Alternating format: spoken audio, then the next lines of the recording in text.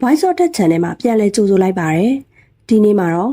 စာရေးဆရာမမင်းညိုရဲ့ငါကျူးလွန်မိတဲ့ကံတစ်ပါးဟာမင်းပဲဆိုတဲ့ဇာတ်လမ်းလေးကိုဖတ်ပြပေးမှဖြစ်လို့ထက်ရဲ့ channel လေးကို subscribe ပြုလုပ်ပေးဖို့တောင်းဆိုခဲ့ပါရစေရှင်ဘယ်တော့မှပြန်မဖတ်တော့ဘူးဆက်လည်းမရတော့ဘူးဆိုပြီးတိတ်ထားတဲ့အဆုံးမရှိတဲ့ဇာတ်လမ်းလေးလွန်ခဲ့တဲ့14နှစ်ကရေးပြခဲ့တဲ့နောက်ဆုံးအချက်နောက်ဆုံးစာမျက်နှာကျမအတွက်တော့နောက်ဆုံးရင်းနှီးစရာအဖြစ်ပြက်ကလေးပေါ့အခန်းပြတင်းပေါက်ကနေမိုးဆက်ကလေးတွေကိုမြင်နေရတယ်တဲကြီးမဲကြီးရွာနေတဲ့မိုးဟာကျမကိုပါငိုဖို့အဖို့ခေါ်နေသလိုအရင်လိုပေါ့ပေါ့ပါပါမိုးရည်တဲ့ထွက်ပြေးဆော့ရအောင်လဲကျမခြေထောက်ကအရင်လိုမဟုတ်တော့ဘူးကျမလူတစ်ယောက်ကိုလွမ်းနေပြီးတော့ငိုချပြစ်လိုက်ချင်တယ်ဒီစာအုပ်လေးကိုလည်းပြန်လဲခန်းစားချင်တယ်အဲ့ဒီနေ့ကလည်းမိုးတွေတဲကြီးမဲကြီးရွာနေတယ်အဆောင်ကိုစပြောင်းလာတော့တငယ်ချင်းနှစ်ယောက်ရောက်လဲလဲနေပါပဲသူ့နာမည်ကတက်တက်လွင်နဲ့ကျမကတော့ငယ်လို့ပဲခေါ်တယ်ကျမကိုတော့ငယ်ရမေးလို့ခေါ်တယ်ကျမနာမည်ကမြူနှင်းမေငယ်နဲ့တငယ်ချင်းဖြစ်တာ3နှစ်လောက်ပဲရှိအောင်မယ်ဒါပေမဲ့ငယ်ကကျမစိတ်ကိုနားလေတယ်မျှဝေခန်းစားပေးနိုင်တယ်ကျမကိုမျက်ရည်အကြမခံတဲ့သူမျိုးပေါ့ကျမပြုံးနေရင်သူကပျော်တတ်တယ်ငယ်ကကျမအတွက်တော့အကောင်းဆုံးတဦးလေးသောတငယ်ချင်းပါပဲမေအဲ့ဒါဘာလုပ်နေရတော့မိုးရီချိုးနေရလေဟာခလေးလည်းမဟုတ်ဘဲနဲ့လာတော့သူများတွေမြင်ပြောနေမယ်လာပြီးတော့နေမကောင်းဖြစ်နေလိမ့်မယ်မိုးရီတွေနဲ့အတူ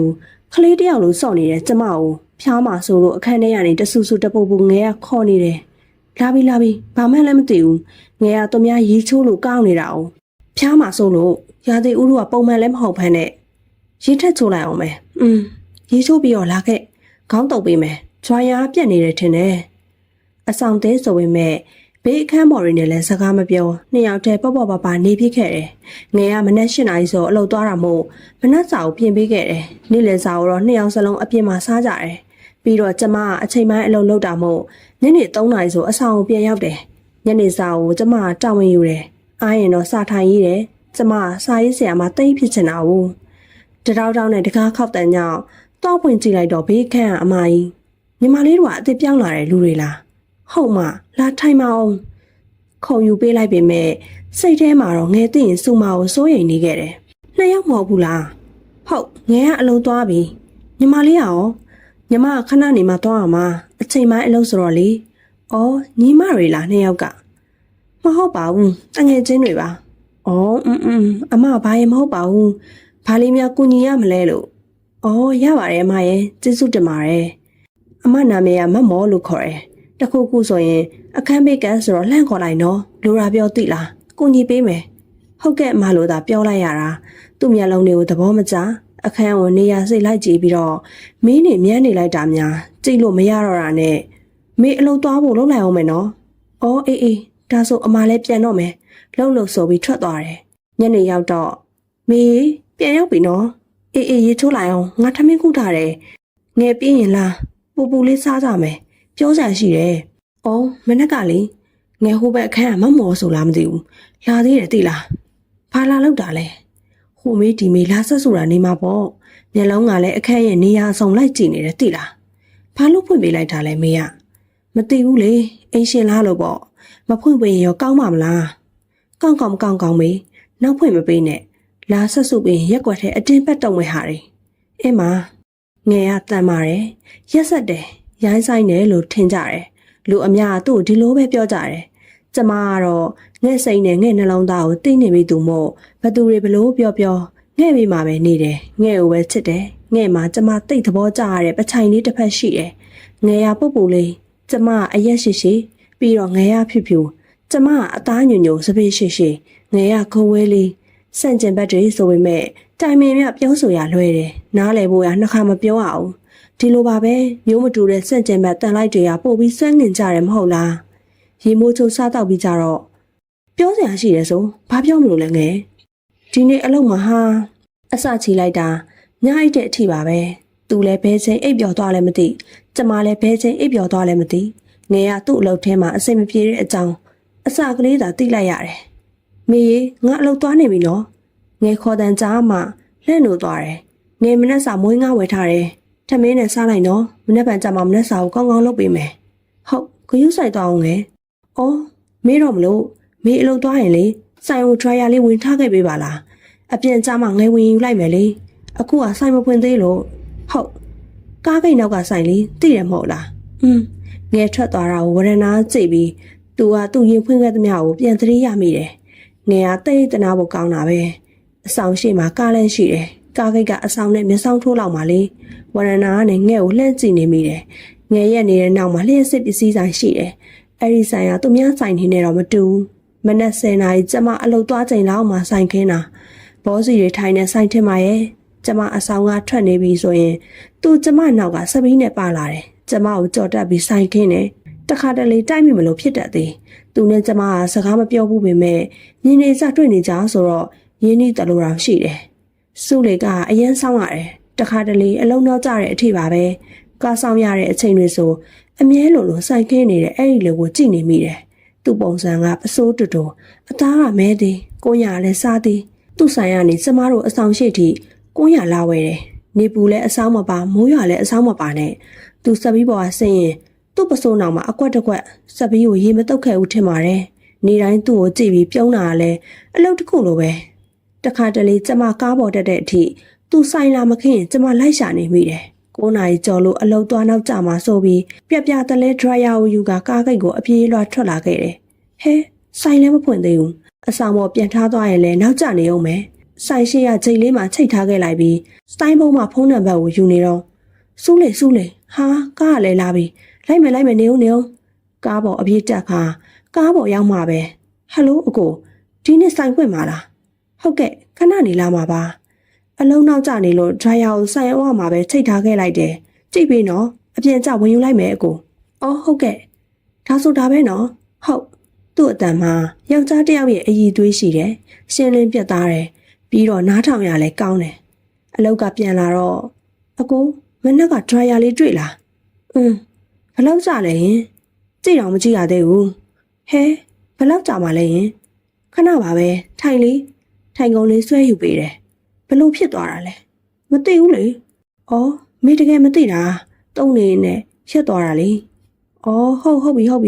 ကုန်းတမြုံနဲ့ပြောနေတဲ့ပုံကတိတ်ချစ်စရာကောင်းလို့နဲ့ဖက်နှက်တောက်ကနာနေတာနဲ့ကြိုးဖြစ်ပြီးခဏချွတ်ထားမိတယ်သူဒရိုင်ယာကိုဖြုတ်ပြီးစမ်းနေတဲ့အချိန်ကျမသူ့ကိုငေးကြည့်မိသွားတယ်သူ့မှာမျက်ဝန်းညိုတွေရှိတယ်ပတိုင်းမွေးမုတ်စိမ်မွေးတွေလည်းအများကြီးပဲနှုတ်ခမ်းတွေကကွန်ဆာထားတော့ရဲပြီးတော့စိုးနေတယ်စွတ်တဲ့အဖြူလေးဝတ်ထားတာမို့သူ့ရဲ့ရင်ဘက်ကနှက်မောင်နှားတဲ့အမွှေးရှည်ကြီးတွေကိုတော့အထင်းသားတွေ့နေရတယ်ရပြီညီမရပြီလို့အော်ဟုတ်စမ်းပေးလိုက်မယ်နော်ပြောဆိုဒရိုင်ယာကိုမီးပလက်ပေါက်ထိုးကသူ့ရဲ့စပင်တိုများကိုစမ်းပြနေတယ်နေကြည့်နေမိတာဘလောက်ကြာသွားပြီလဲမသိညီမရှင်ရပြီနော်အော်ဟုတ်ဟိုဟာဘလောက်ကြာလဲရတယ်မပေးနဲ့တော့ဟာမဟုတ်တာရတယ်လို့ဒါဆိုရင်လည်းပြီးရောကျေးဇူးပါနော်ဒရိုင်ယာကိုသူ့လက်ထက်ရယူကလှည့်ထွက်လာခဲ့တယ်ကြိုင်ရှိရောက်မှ6ရောက်မှဖက်နှက်မပါမှန်းသတိထားမိပြီးတော့ဖက်နှက်ဆိုပြီးတော့လက်ညှိုးထိုးပြလိုက်တော့ပြုံကြီးကြည့်နေပုံကအလွန်ပဲနှစ်သက်စရာကောင်းလာပြန်တယ်အကြည့်ချင်းဆောင်လိုက်ချိန်မှာရင်ထဲကအတန်တစ်ခုကြားရလိုက်တယ်ဟုတ်တယ်အဲ့ဒီအကြည့်အဲ့ဒီအပြုံကြောင့်ကျမရင်ခုန်တက်ခဲ့တယ်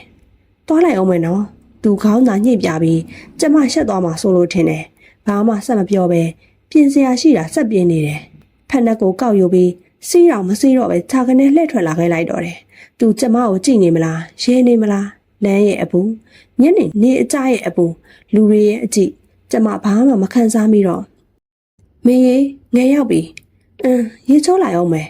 မေထမင်းခုတ်ထားနေလိုက်မယ်နော်မေပဲစားတော့ငယ်အပြင်မှာစားလာတယ်သူဒီနေ့လာကြရလေဒါနဲ့ပဲအတူတူစားလိုက်တာဖုံးဆက်မလို့ပဲ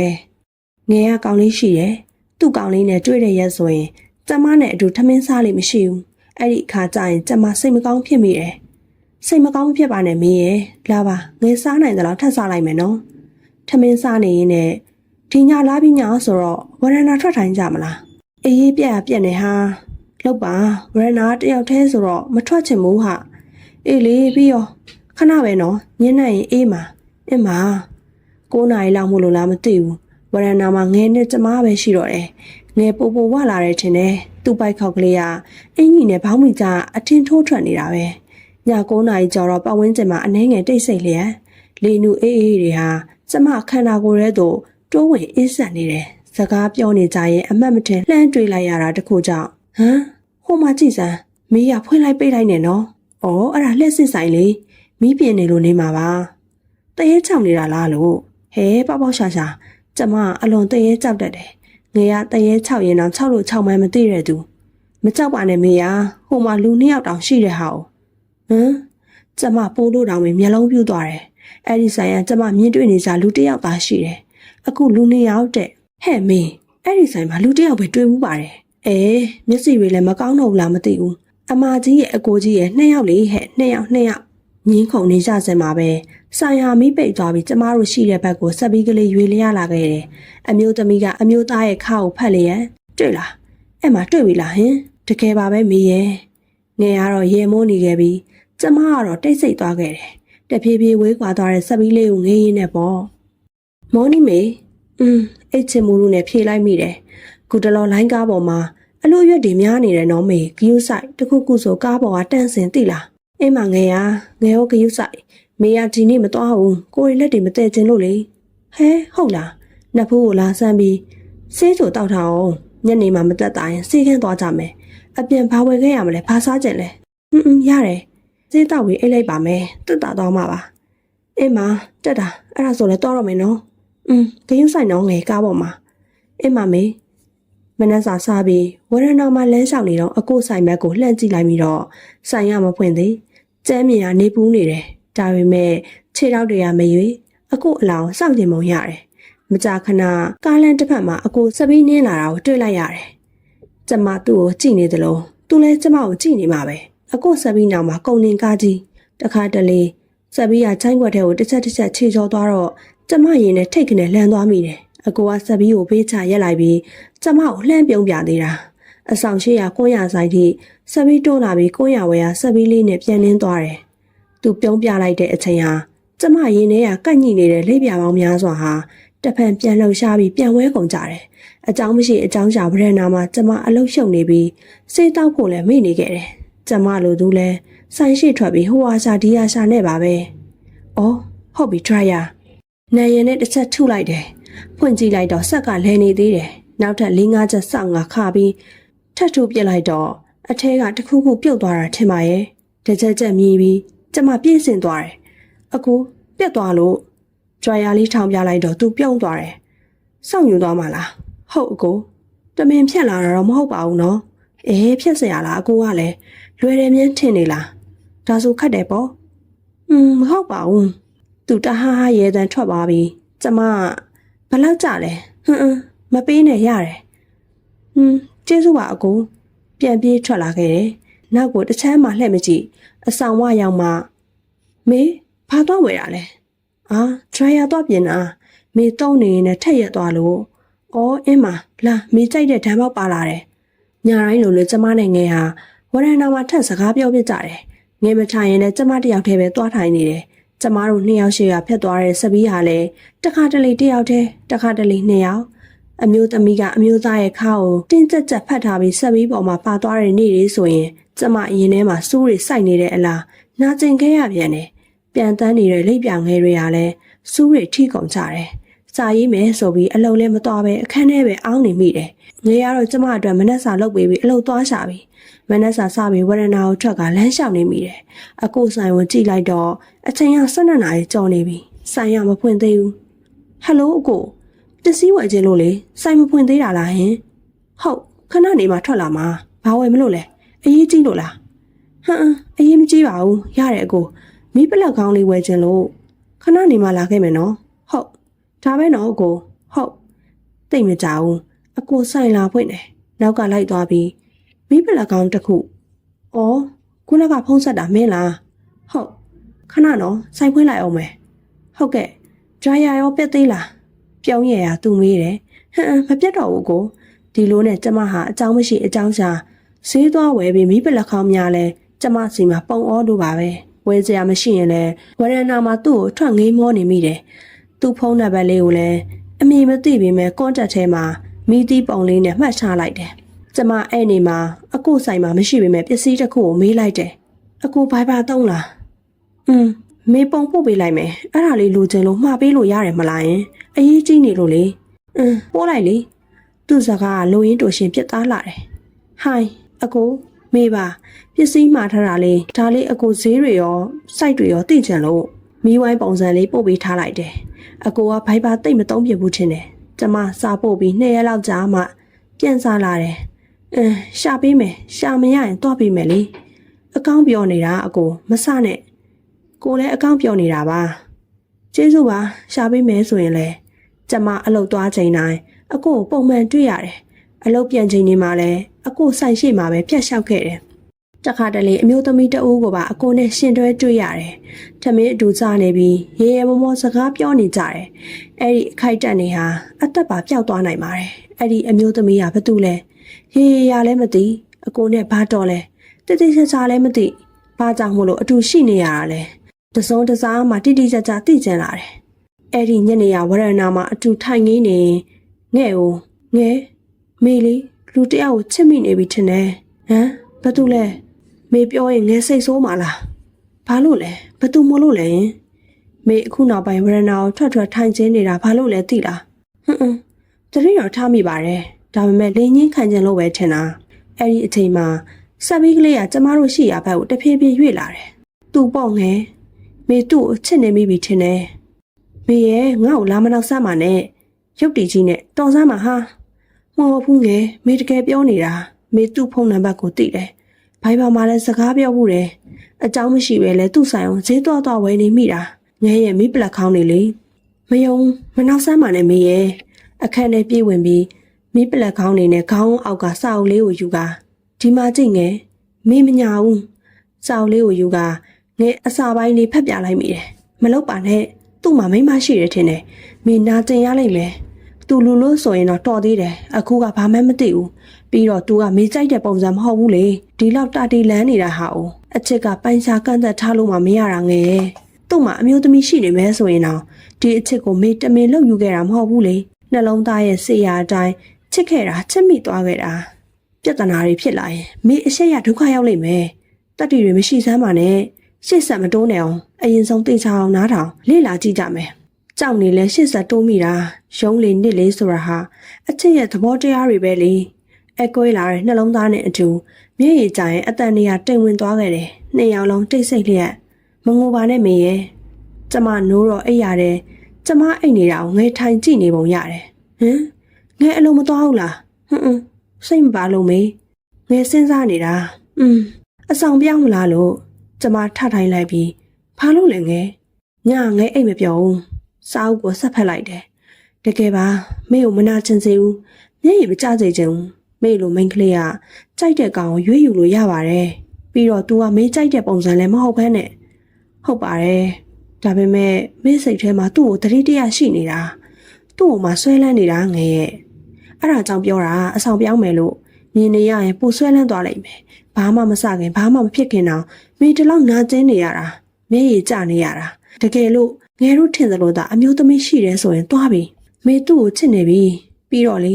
ငယ်ပြောမှုတယ်လေအချစ်ဟာပျော်ရွှင်မှုနာကျင်မှုဝေးကွာမှုတွေနဲ့ထွန်းတွဲနေတာဆိုမဟုတ်ဘူးမေတော်ပါတော့ငယ်ရဲ့ဒီနေ့အပြင်တွားရအောင်လေနော်တွားကြင်လို့လားစိတ်ပြေလက်ပြောက်ပါမငိုနဲ့တော့နော်ငယ်မျက်ရည်များတုတ်ခါချက်ချင်းစကားကိုဖျက်ပြောပြန်တယ်မေကိုလိုက်နေတဲ့လူတွေရှိတယ်လေအစင်ပြေမဲ့တယောက်ယောက်ကိုတွေ့ကြည့်ပါလားအပြင်းပြေလက်ခံစကားပြောကြည့်ပါလားကိုယ်စိတ်ပြောဖို့တခုတည်းနဲ့သူများကိုမကစားကြပါအောင်ငယ်ရဲ့မဟုတ်ဘူးလေမေရဲ့ငယ်ပြောတာတော်ပါတော့ငယ်မေကိုအဲ့လိုတွေအတင်းကျပ်ပြောတာတွေမေတကယ်မကြိုက်တော့ဘူးမေငယ်ကိုအဲ့လိုတစ်ခါမှမပြောဘူးနော်မဟုတ်ပါဘူးငယ်အဲ့ဒါဟိုကောင်ကြောင့်ဒင်းမွေလို့ငယ်အဲ့လိုတွေမပြောပါနဲ့ကွာပြောချင်မေကိုပြောပါ तू ကအေးဆေးပဲကိုကပဲကို့နှလုံးသားဖြစ်နေတာငယ်ရဲ့နှစ်ယောက်လုံးကလေးပြောကြောက်ခိုင်းကငိုမိကြတယ်အဲ့ဒီနောက်ငယ်ကအကိုဆိုင်ရှိရအောင်ဖြတ်မသွားတော့ဘူးကျမမေးပြောက်ဖို့ရာသူ့ရဲ့အတီပေါင်းများစွာနဲ့မိတ်ဆက်ပေးတယ်ကျမကတော့အကိုကိုသတိရနေခဲ့တယ်တစားအကိုနဲ့ကျမကစကားတွေပြောပြခဲ့တယ်တခါတလေဖုန်းခေါ်တယ်တနေ့တစ်ခါမကနှစ်ခါမကပြောရင်ဝဲသူလာလို့ချလိုက်ရပြန်ခေါ်လိုက်ရနေပဲဘာမှထွေထွေထူးထူးတယောက်နဲ့တယောက်မပြောပြကြပါနဲ့သူဖုန်းဆက်တယ်၊ကိုင်တယ်တခါတလေကျမဖုန်းဆက်တယ်တယောက်အကြောင်းတယောက်ပြောတယ်ဒီလောက်ပါပဲအဲ့ဒီညအကိုစီကဖုန်းဝင်လာတယ်ငယ်တိမှာဆိုလိုဝရဏမှာဖုန်းထွက်ပြောတယ်ဒါပေမဲ့ငယ်ကြည့်နေတဲ့ပုံကအကိုဆိုတာသိနေပုံရတယ်အဲ့ဒီညမှာတိတိကျကျအကိုနှုတ်ကထွက်လာတဲ့စကား ကို့အသက်ဘယ်လောက်ရှိပြီထင်လဲ28 29ဟုတ်တယ်မလား34နှစ်ကျော်35တဲ့ဝင်နေပြီကွာပြီးတော့မင်းသိချင်လဲသိလိုက်မယ်မသိသေးရင်လည်းအခုပြောပြမယ်အခုမှအမျိုးသမီးရှိတယ်အိမ်အောင်တက်တန်း10နှစ်ကျော်ပြီနားရဲခါလာတယ်ခေါင်းတွေပူထူသွားပြီအခုဘာဆက်ပြောမလဲကျမမကြားချင်တော့ရင်ထဲမီးများထလောင်တော့မလားငါမားပြီဆိုရဲဦးနောက်ကအသိပေးတဲ့ရှင်ဘက်ထဲကစုညံတန်များရောထွေးနေခဲ့တယ်။ညာရဲ့တိတ်ဆိတ်အေးဆက်မှုတော်ကျမရင်ထဲကအပူတန်စုညံတန်တွေကိုလှမ်းမို့သွားနိုင်ခဲ့ဦး။နှုတ်ခမ်းကိုလက်နဲ့ပိတ်ခါမျက်ရည်များကျရင်အမှောင်နဲ့ရှိုက်ငိုတန်တက်တက်သာထွက်ပေါ်ခဲ့တယ်။တညာလုံးဝရဏမှာထိုင်နေပြီးမနက်4 နာရီမှာငဲ့အတွက်ထမင်းတုပ်ထလုပ်ပေးနေချိန်မနက်စောကြီးနိုးနေတာလားမီးဟုတ်လို့လားမီးရဲ့ညရဲကမအိတ်တာလားမျက်ကွင်းနေလဲညိုးလို့မဟုတ်ပါဘူးအိတ်ပါတယ်စိတ်ကူးပေါက်တာနဲ့ငဲ့အတွက်ထမင်းတုပ်ထလုပ်ပေးနေတာအင်းမကျေးဇူးတော်မေငယ်ရေးသွားချုပ်လိုက်အောင်မေခဏနေတော့ဝရဏဆောင်းဝင်ယူလာပြီးတော့ပြောတော့အိတ်တယ်ဆိုအဲ့ဒီမှာအိတ်လိုက်တာလေအော်ဟုတ်တယ်ဆိုဆောင်းယူပြီးအဲ့ဒီမှာပဲအိတ်လိုက်တာတရေကြောက်တတ်တဲ့လူကအဲ့ဒီမှာအိတ်တယ်ဘယ်တော့ကအဲ့လိုအိတ်ဖူးလို့လဲမညာပါနဲ့မေရဲ့မေအိတ်မရလို့ပါထားပါငယ်ရလာမနှက်စာစားတော့အလုပ်သွားတဲ့အထိငယ်မျက်နှာမကောင်းနှုတ်လဲနှုတ်ဆက်မသွားဘူး9 နာရီလောက်ကြာကျမအလုပ်သွားဖို့ပြင်ဆင်ပြီးအိမ်ကအထွက်တတိကက်ခဲ့တယ်အကိုကအမျိုးသမီးရှိတယ်ဆိုပြီးတော့ပေါ့ကားဂိတ်မှာကားဆောင်ရင်တစ်ချက်အကိုကိုခိုးကြည့်နေမိပြန်တယ်အကိုလည်းကျမကိုကြည့်နေတာမို့အကြည့်ချင်းစုံသွားချိန်မှာတောက်နေတဲ့ပဲနို့ဘူးကိုတောက်အောင်မလားဆိုတဲ့ပုံစံနဲ့မြှောက်ပြတော့ကျမခေါင်းရင်းပြလိုက်တယ်နေရောညပါအုံနောက်နဲ့နှလုံးသားအပြိုင်ဆုံးဖြတ်နေရပြီးအတိတရားထားလိုက်ပျက်စီးသွားလိုက်နဲ့ကျမဖြာများနေခဲ့ရတယ်အကိုအင်းလို့မထူးနဲ့ဖြားလို့ထူးအကိုဖြားမေတို့အခုလိုပြောနေဖို့မတင်တော့ဘူးထင်တယ်နော်အကိုအမျိုးသမီးမရှိဘူးလားမရှိတဲ့အချိန်ဆက်တာပေါ့ကွာအကိုဆိုင်ရလေမင်းကိုမြင်ရလားအေးမြင်ရတယ်ကိုအမြဲလှမ်းကြည့်နေတယ်မင်းလည်းကိုကိုကြည့်နေမယ်လို့ကိုထင်တယ်မညာပါဘူးမေ့အလုပ်ကအချိန်ပိုင်း10 နာရီကနေ3 နာရီထိပဲဆိုတော့လေဝရဏမှာထိုင်နေအကိုမြင်နေရတယ်ဘာရဲမဟုတ်ပါဘူးထိုင်းကိုကြည့်နေဖြစ်တာပုံပွင့်လေးလေးပဲဝင်ခံလိုက်တယ်စကားပြောနေကြရင်အကိုကလွန်ခဲ့တဲ့10 နှစ်တုန်းကမင်းဘယ်ရောက်နေခဲ့တာလဲဒီစကားဟာသူ့ရင်ထဲမှာရှိတဲ့အရာရာတိုင်းကိုကျမစိတ်ထဲကိုရောက်အောင်ပေးပို့နိုင်ခဲ့တယ်တခါတလေမင်းကိုသတိရတယ်ဒါပေမဲ့မင်းကိုနစ်နာပါစေထိခိုက်ပါစေဆိုတဲ့ရည်ရွယ်ချက်မရှိဘူးဘာကြောင့်ကြည့်နေမိတာလဲဘာကြောင့်သတိရမိနေတာလဲကိုမသိဘူးအကိုစကားအဆုံးမှာနှစ်ယောက်စလုံးတိတ်ဆိတ်လို့အကိုနဲ့ကျမဖုံးပြောနေတဲ့အချိန်ကည12 နာရီ1 နာရီတခါတလေ2 နာရီထိကျမအေးမက်တဲ့သူမို့ညဘက်အစောကြီးအိတ်တယ်အကိုစီကစာဝင်တဲ့အတန်ကြားရင်တရေနိုးလဲစိတ်မှာပျော်ရွှင်လန်းဆန်းနေရောကျမအိတ်ကောင်းတဲ့အချိန်ရင်ဆိုရင်အကိုအတန်နဲ့လဲရဲရဲတယ်မေအပြင်မှာအရန်အေးတယ်အထက်ဝင်ပြောပါလားရတယ်ငယ်ရဆောင်ယူပြီးကျမခန္ဓာကိုယ်ပတ်ပေးတယ်တလောကလုံးကိုမေ့ပြီးရှင်ထဲမှာကန့်ညိနေတဲ့လက်ပြပေါင်းများစွာပြန်ဝဲနေတယ်ပေါ်ပါနေတယ်ပြီးတော့ပျော်ရွှင်နေတယ်အကိုအတန်ကိုကြားနေရတာနဲ့တင်ကျမကဘာဟာအရာရာပြည့်ပြည့်စုံနေတယ်နှလုံးသားအသာအနိုင်ရနေခဲ့ပြီးဒီလိုနဲ့3-5 ရက်6 ရက်လောက်နေတော့အခါမှာအခုမှပြောစရာရှိလာရင်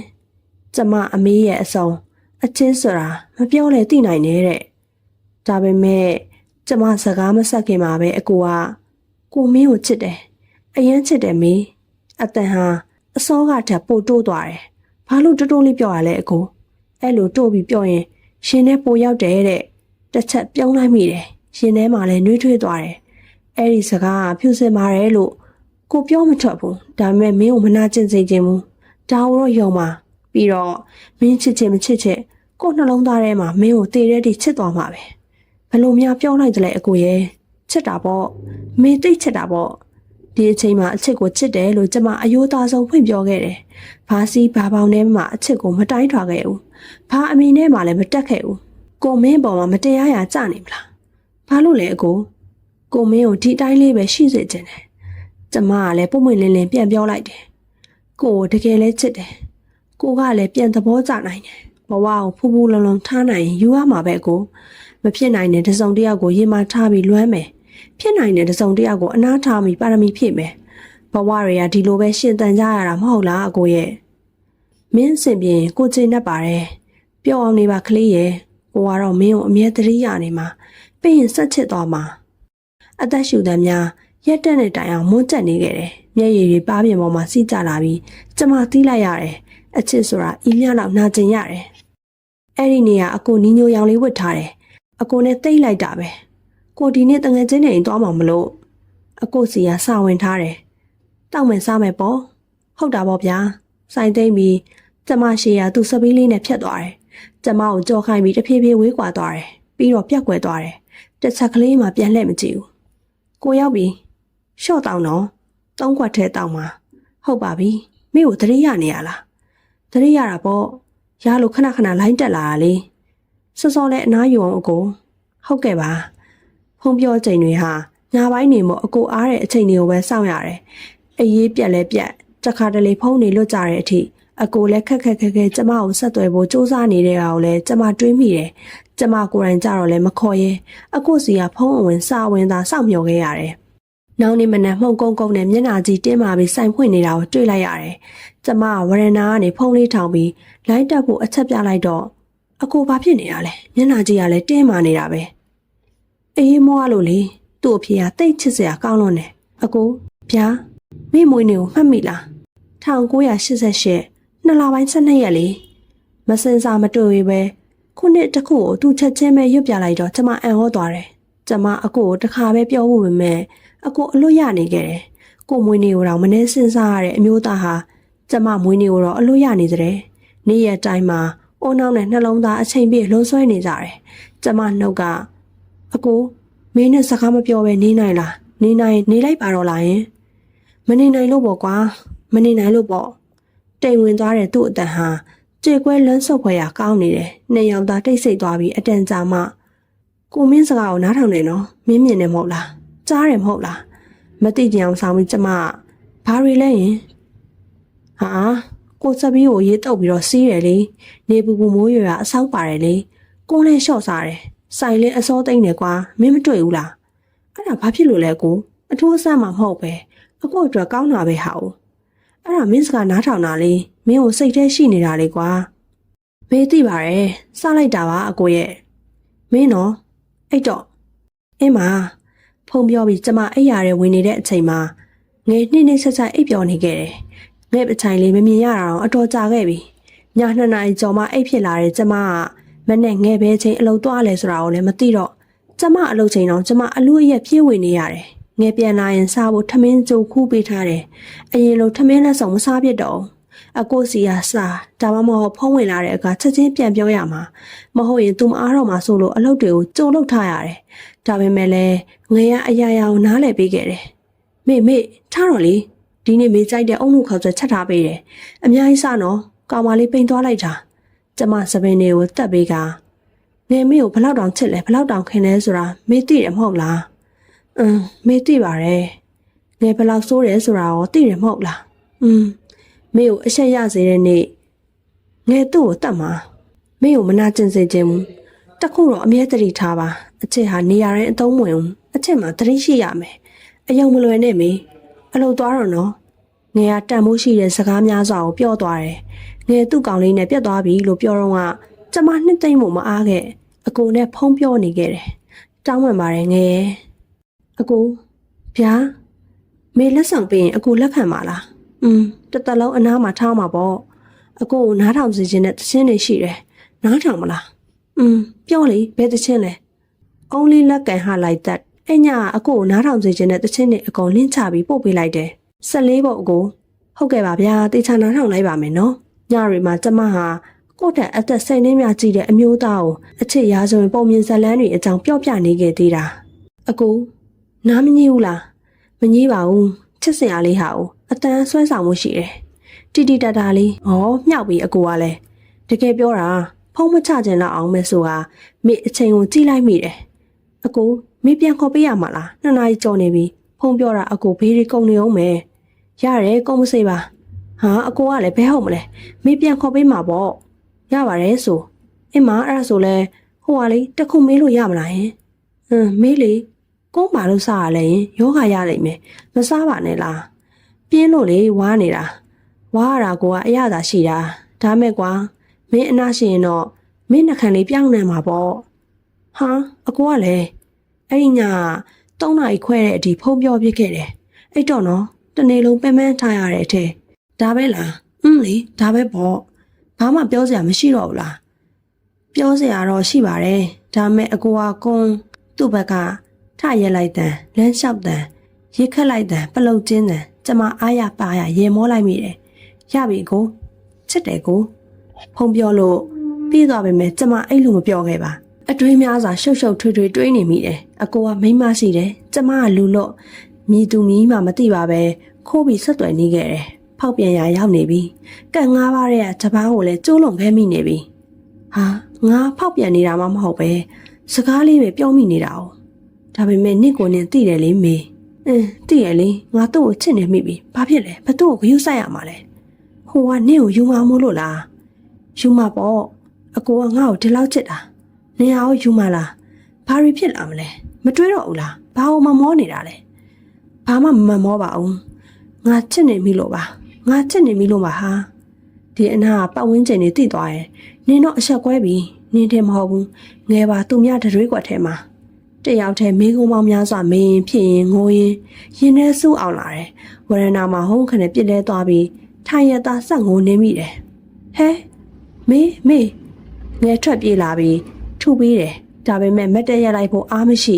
အဆောင်ကတချို့အခန်းနေမိဖွင့်ပြီးတီတိုးပြောကကြည့်နေတယ်။ "तू ကဘာပြောလိုက်လို့လဲမေဘာပြောလိုက်လို့လဲ။ तू ကပုံမှန်ပါပဲ။မေကမေ့အနာဂတ်အတွက်မေတွေးကြည့်မိနေတာငယ်သိတယ်မဟုတ်လား။မေအကိုကိုချစ်အောင်နေမဟုတ်ဘူး။သူ့မျက်လုံးသူ့အတန်သူ့ဟန်တွေကိုပါမေဆွဲလန်းယူသွတ်နေပြီဆိုတာပြောပြီးဆက်ငုံနေမိပြန်တယ်။ငယ်ရတော့တိတ်ဆိတ်လျက်တတောက်တောက်နဲ့မနဲ့အစောကြီးတကားခောက်တန်ကြားလိုက်ရတယ်။ငယ်ထဖွင့်ပေးလိုက်တော့အဆောင်ရှင်ကငါကဘာဖြစ်လို့လဲသမီးတို့။အော်ဟိုဟာမင်းနေမကောင်းလို့မူးလဲတာအနီးခုနားနေကြတယ်။အော်ဟုတ်လားတတ်တာရဲ့လား။အိပ်ပျော်နေတဲ့အန်ဒီ။အော်အေးပါဘာများဖြစ်တာလဲလို့အန်ဒီကဂယုစိုက်လိုက်အောင်တငယ်ချင်းကိုဟုတ်ကဲ့အန်ဒီငဲ့ကိုအားနာမိတယ်။ကျေးဇူးပါပဲငယ်ရဲ့။အကူဗျာပြောစရာရှိတယ်။အင်းပြောလေခလေးအကိုကလူကြီးတယောက်အနေနဲ့မိချံအမှန်ကိုပို့တွေးခေါ်တဲ့ပြောတတ်မှာပေါ့အဲ့ဒါကြောင့်မေကိုဘယ်လိုနေရမလဲဆိုတာပြောပြပေးပါလားယင်မေအကိုနဲ့အခုလိုစကားပြောနေတာမသိတော်မှန်းသိပါတယ်ဒါပေမဲ့နေလည်းမနေနိုင်ဘူးအကိုရဲ့အရင်ချစ်တယ်ပြီးတော့အခုပေးမှဒီအမျိုးသမီးဟာမေပဲဖြစ်နေခြင်းတယ်အုံနောက်နဲ့ဆိုရင်တော့မေကိုနဲ့အဝေးဆုံးမှနေတင်တယ်အဲ့ဒီစကားကိုအကိုဘယ်လိုပြောထွက်ခဲ့လဲမသိဘူးစိတ်ထဲကတွေးနေမိတယ်ပြောထွက်လိုက်တာအကိုရဲ့ကိုကမင်းကိုပဲစိတ်ပူတာအဖြူတယ်လေကိုဆောင်အယောင်နေဆုံးပြီးတော့အပြောခံရမှာတကယ်မလို့ခြင်းနှလုံးသားနဲ့ပဲပြောပြပါလားအကိုရဲ့နှလုံးသားနဲ့ပြောရရင်ဒီအတိုင်းလေးပဲနေသွားကြတယ်မင်းစိတ်ညစ်ရင်လာဖွင့်ရင်အကူညီတောင်းကိုရှိနေမယ်ဝေးလည်းမဝေးခြင်းကွာတကယ်ပါမြင့်မြတ်နုံနုံနဲ့မထည့်ရမကန်ရမင်းကိုတကယ်ချစ်တာအချိန်လေးတစ်ခုကြောင့်အတူတူရှိလာကြရမယ်ဆိုရင်လည်းပိုကောင်းတာပေါ့ဒါရီယာကို့အမြင်ပါမင်းစိတ်ကြိုက်ဆုံးဖြတ်နိုင်ပါတယ်မင်းအတွက်ကိုလက်ခံပါပါ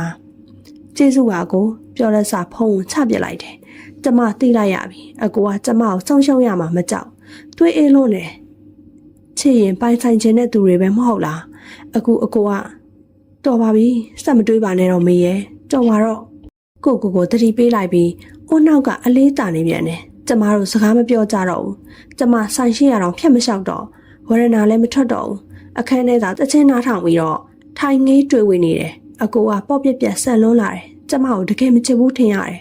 ထွက်မကြည့်တော့ဘူးဆိုပြီးတကားပိတ်တော်ညာလဲချောင်းကြည့်နေမိတယ်လိုင်းမော်တက်မလားလို့စောင့်နေမိတယ်အကိုလည်းကျမစာအဖို့ကိုစောင့်နေတဲ့ထက်နဲ့အတင်အောင်အမြဲဖြစ်နေတယ်ဒါပေမဲ့တယောက်ကိုတယောက်စာမပို့ခဲ့ကြဘူးအဲ့ဒီနေ့ကအကိုတယောက်တည်းပဲစိုက်မှာဒါပေမဲ့ကျမကိုဖုံးမခေါ်ဘူးစာလည်းမပို့ညနေ9 နာရီလောက်မှမင်းကန်ကောင်းပါစေကွာလွမ်းနဲ့ခလေးရဲဆိုပြီးစာဝင်လာတယ်ကျမစာမပြန်ပြစ်ခဲ့ဘူးအဲ့နေ့ကအကိုည9 နာရီခွဲကျော်ဒီစိုက်မသိမ့်သေးဘူး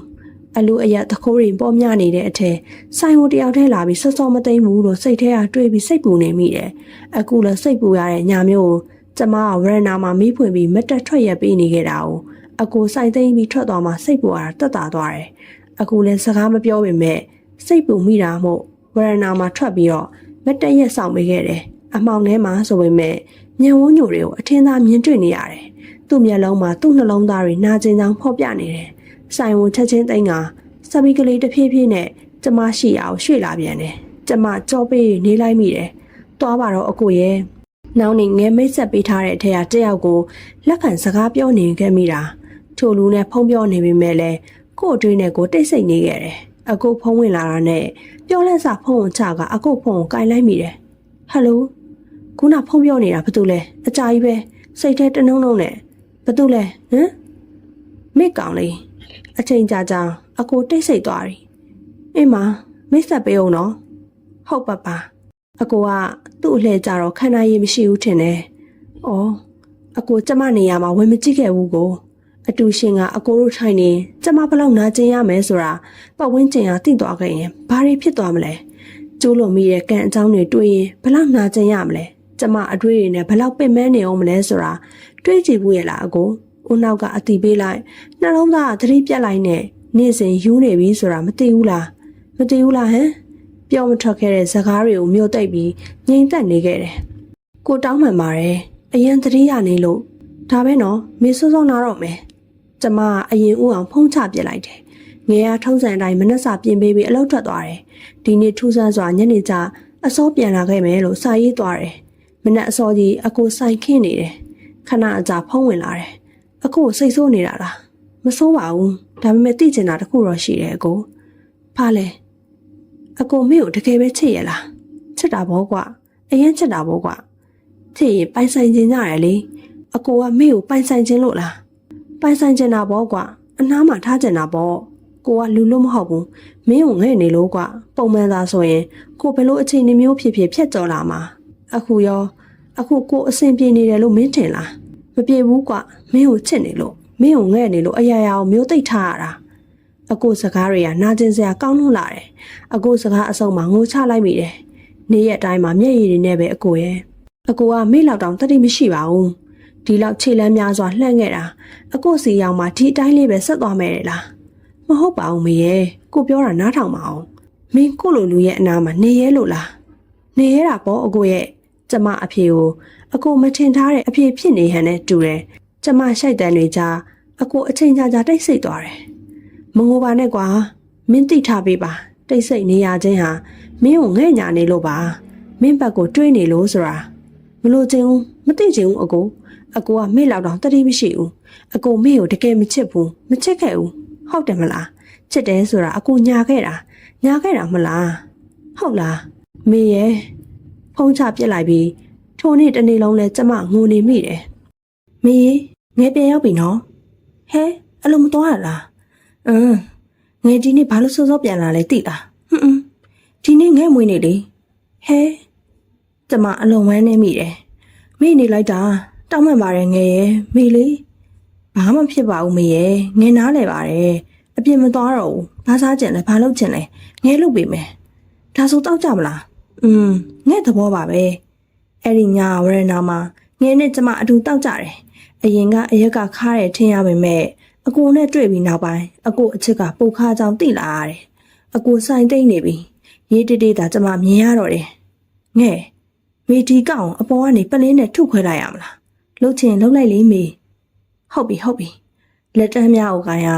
မတ်တက်ထရလိုက်ချင်းကျမမြင်နေကြလို့မဟုတ်ပဲအကိုနောက်မှာအကိုအမျိုးသမီးပါလာတယ်ငဲတွေ့လားငဲဘာမှပြန်ပြောပလင်းနဲ့ခေါင်းကိုသာရိုက်ခွဲလိုက်မိတယ်ကြမ်းမြင်ပေါ်တော့ကျမဖြစ်လဲသွားပြီးကြယ်ရီမြင်နေရတယ်ပြီးတော့ငဲခေါ်တန်နေနှုတ်ခမ်းကလည်းရေရွတ်နေမိတယ်ငါကျူးလွန်မိတဲ့ကံတစ်ပါးဟာမင်းပဲမျက်လုံးများကိုမှိတ်ချပြစ်လိုက်တယ်သတိပြန်ရတာတော့ခေါင်းမှာပတ်တိစီထားရပြီညရောခုမနိုင်အောင်ဘာတွေဘလို့ဖြစ်ခဲ့လဲမသိဘူးအဆောင်ရှင်ကိုလည်းငယ်ဘလို့တွေတောင်းပန်ထားခဲ့ရလဲကျမမသိဘူးနိုးပြီလားမေတက်တာလားခေါင်းကိုက်နေသေးလားစက်သားဆံပြုတ်လုံနေတာခဏနေမှတောက်နော်ညဘာတွေဖြစ်သေးလဲရင်အဆောင်ရှင်ကဘာပြောသေးလဲစိတ်မပူနဲ့ငယ်ကြည့်ပြောထားပါတယ်ဖုံးအောင်မေ့ဖုံးအောင်ရော့ဒီမှာအကိုစီကဖုံးများဝင်ထားတာတွေတွေ့ရပေမဲ့ကျမပြန်မဆက်ခဲ့သို့တော့လိုင်းဖွင့်လိုက်တော့ဘိုင်ဘာမှာအကိုအတင်တောင်ဖြစ်နေတယ်ညကဘာဖြစ်တာလဲခလေးကိုကောင်ကိုရိုက်ခွဲလိုက်တာအကိုစာကိုချက်ချင်းဖတ်ပြီးအကိုစီကဖုံးဝင်လာတယ်ဟယ်လိုပြောပါမေကိုဂရီပေးကွာ ကိုနာကျင်အောင်မလုပ်ပါဘူးလို့မင်းနာကျင်ကိုနာကျင်ရတယ်လို့ပဲကွာအကိုဟာအကိုနာကျင်ရမှာကြောက်လို့ပြောနေတာလားကျမနာကျင်ရမှာကြောက်လို့ပြောနေတာလဲဆိုတာကျမဝေခွဲရမရမင်းအတွက်ပဲဖြစ်ဖြစ်ကိုစကားနားထောင်တာပဲဖြစ်ဖြစ်နောက်ကိုနာကျင်အောင်မလုပ်ဘူးလို့ဂရီပေးပါလားယင်ဂရီပေးပါတယ်မလုပ်တော့ပါဘူးအကိုဒါပေမဲ့အကိုကြောင့်နာကျင်ရရင်ရောကိုတောင်းမှန်ပါတယ်ကွာကျမအယံဝမ်းနေမိတယ်နာကျင်စရာကောင်းလိုက်တဲ့ဇလန်းအစမှာကလေးကနာကျင်နေရတယ်ဒီလိုဇလန်းမျိုးရှိပါအောင်မလားမနီးနိုင်ဘူးဆိုတာလည်းသိတယ်နာကျင်ရမှလည်းသိတယ်ဒါပေမဲ့နှလုံးသားတွေကကြိတ်မိတ်ပြီးချစ်ချင်နေသေးတယ်မုန်းလို့ရမယ်မေးလို့ရမယ်ဆိုရင်မိတကယ်မုန်းလိုက်မေးလိုက်ချင်တယ်သိလားအကိုဆက်မပြောပါနဲ့တော့ကွာမပြောနဲ့တော့ဒါဟာဇလန်းမဟုတ်ဘူးတကယ်လက်တွေ့ဘွားပါမေးမင်းနာကျင်ရမယ်ဆိုတာကိုကြိုသိခဲ့ရင်ချစ်တယ်လို့ဖွင့်မပြောခဲ့ဘူးသိလားမေတို့တယောက်ကိုတယောက်အရင်ချစ်ခဲ့ကြတာပဲမဟုတ်လားယင်ဘာလို့မေတို့ကြောင့်မှဒီလိုတွေခံစားနေကြရတာလဲဘာလို့လဲအကိုရဲ့ဘာလို့လဲမငိုပါနဲ့ကွာဖြေစမ်းပါဘာကြောင့်မေအတွက်ချစ်ကနာကျင်နေရတာလဲဘာကြောင့်လဲမေပါမနေလဲဖြေပေးပါအကိုရဲ့ဖြေပေးပါခလေးတယောက်လိုအော်ဟစ်ငိုယိုပြောဆိုလိုက်မိတယ်အဖြေမရှိဘူးထင်ပါရဲ့အကိုတိတ်ဆိတ်နေခဲ့ပြီးကျမငိုတဲ့နေတာဖုံးထဲပြစ်နေခဲ့တယ်ကျမသိတယ်အကိုလည်းငိုနေမဲဆိုတာအခုအချိန်မှာအကိုတိတ်ဆိတ်ခြင်းကကျမငိုတဲ့နေထက်ပိုကျဲနေလိမ့်မလားအဲ့ဒီနေ့ကမိုးရီအရန်ရွာနေခဲ့တာမြို့ထဲမှာကားလမ်းပေါ်တွေထိရေတွေတက်နေတယ်လို့သတင်းတွေကြားရတယ်မေးငဲလို့သွားပြီမနှက်စာပြင်ခဲ့တယ်မများစားနော်ဟုတ်ဂယုဆိုင်ပါငယ်မေလည်းအပြင်သွားမှာပစ္စည်းကွယ်စရာရှိလို့လေနောက်ရက်မှသွားပါလားမေရဲ့ရေတွေကြီးနေတာမြို့ထဲမှာငယ်ဘာဝယ်ခဲ့ရမလဲဘာဝယ်မလို့လဲမေးပါသာသွားလိုက်မယ်အဲ့ဆိုလည်းထားလိုက်ပါတော့ဂယုဆိုင်တော့နော်တက်တာကျမအချင်းကလှုပ်ချင်တာရှိရင်ဘလို့လူဘလို့အကြောင်းတရားကမှအပြတ်စည်းမခံအပြတ်တက်မခံတတ်ရအောင်လှုပ်တတ်တယ်ရေကြီးတဲ့နေ့မှာပဲကျမဟာမြန်မာဝတ်စုံကြီးကိုဝတ်လျက်ဝတ်စုံနဲ့ကျမလိုက်တယ်ထင်တယ်အကိုကအကြည့်ကိုကျမစီကတစ်ဆက်လေးမှမလွယ်အပြင်သွားမလို့လားဂယုဆိုင်နော်တအင်းနဲ့ကွာကိုချစ်လားချစ်တာပေါ့ဒါဆိုပြုံးပြပါဇက်စစ်စစ်ပိတ်ခါပြုံးပြလိုက်ပြီးစနောက်ကရှာလဲထုတ်ပြလိုက်တယ်ကားပေါ်ရောက်တဲ့အထိအကိုစာရီစက်တိုက်ပို့နေခဲ့တယ်ထီးယူသွားတယ်ဟုတ်လားကားပေါ်ဂယုဆိုင်ထိုင်ကုန်ရလားရောက်ပြီလားစိတ်မချဖြစ်နေပြီဖုံးနေလဲခေါ်နေခဲ့တယ်ရေတွေကဒူးလောက်ထိတက်နေတာမို့အမြန်ဝဲခြင်းပင်မဲ့လဲပစ္စည်းရရှာမတွေ့မိုးရေတွေလဲဆိုရွှဲလျက်2 နာရီကျော်မှအိမ်ပြန်ရောက်ခဲ့တယ်ဖားသွားဝယ်တာလဲ for you ကို့အတွက်လားခဏနာအောင်မေပင်မန်းလာလို့အဲ့ဒီနေရာသူ့ဘဲချင်းဆိုင်သိမ့်သွားလဲတော့မသိအစောကြီးအိပ်ပျော်သွားခဲ့တယ်ည7 နာရီလောက်မှသူ့စီကအိပ်ပြီလားလို့စာဝင်လာမှလက်နိုးသွားပြီးငယ်နိုးမှဆိုလို့အတန်ကိုပိတ်ပစ်လိုက်ရတယ်မင်းဒီနေ့အရန်လှတယ်ဘာတူလဲကို့သမီးလေးကိုပြောတာပါမင်းကဘာမနာလို့ဖြစ်နေရလဲဩဖြစ်မှဖြစ်ရမနာလို့စရာဘာကြောင့်ရှိလို့လဲမနက်ကရှာထုတ်ပြသွားတာလေအနားမှာရှင်စွဲနှမ်းပစ်လိုက်တယ်စတာပါစတာလေးကိုချစ်လို့ပေါ့ကွာချစ်တယ်မင်းကလေးရဲ့လွန်ခဲ့တဲ့10 နှစ်ကမင်းဘယ်ရောက်နေခဲ့တာလဲကွာကျမကိုထက်နာကျင်စေခဲ့ပြန်ပြီမင်းကိုစာဖို့ခြင်းလို့ကိုစောင့်နေတာအမျိုးသမီးရောရှိတယ်။ तू ကအခန်းထဲမှာအိတ်နေတယ်ကိုကအပြင်မှာစာရီဖြတ်ရဲ့လားဖြတ်တယ်လေနားတော့ဒါပဲနော်ကိုမနဲ့စောစောလာခဲ့မယ်ဟုတ်တက်တာ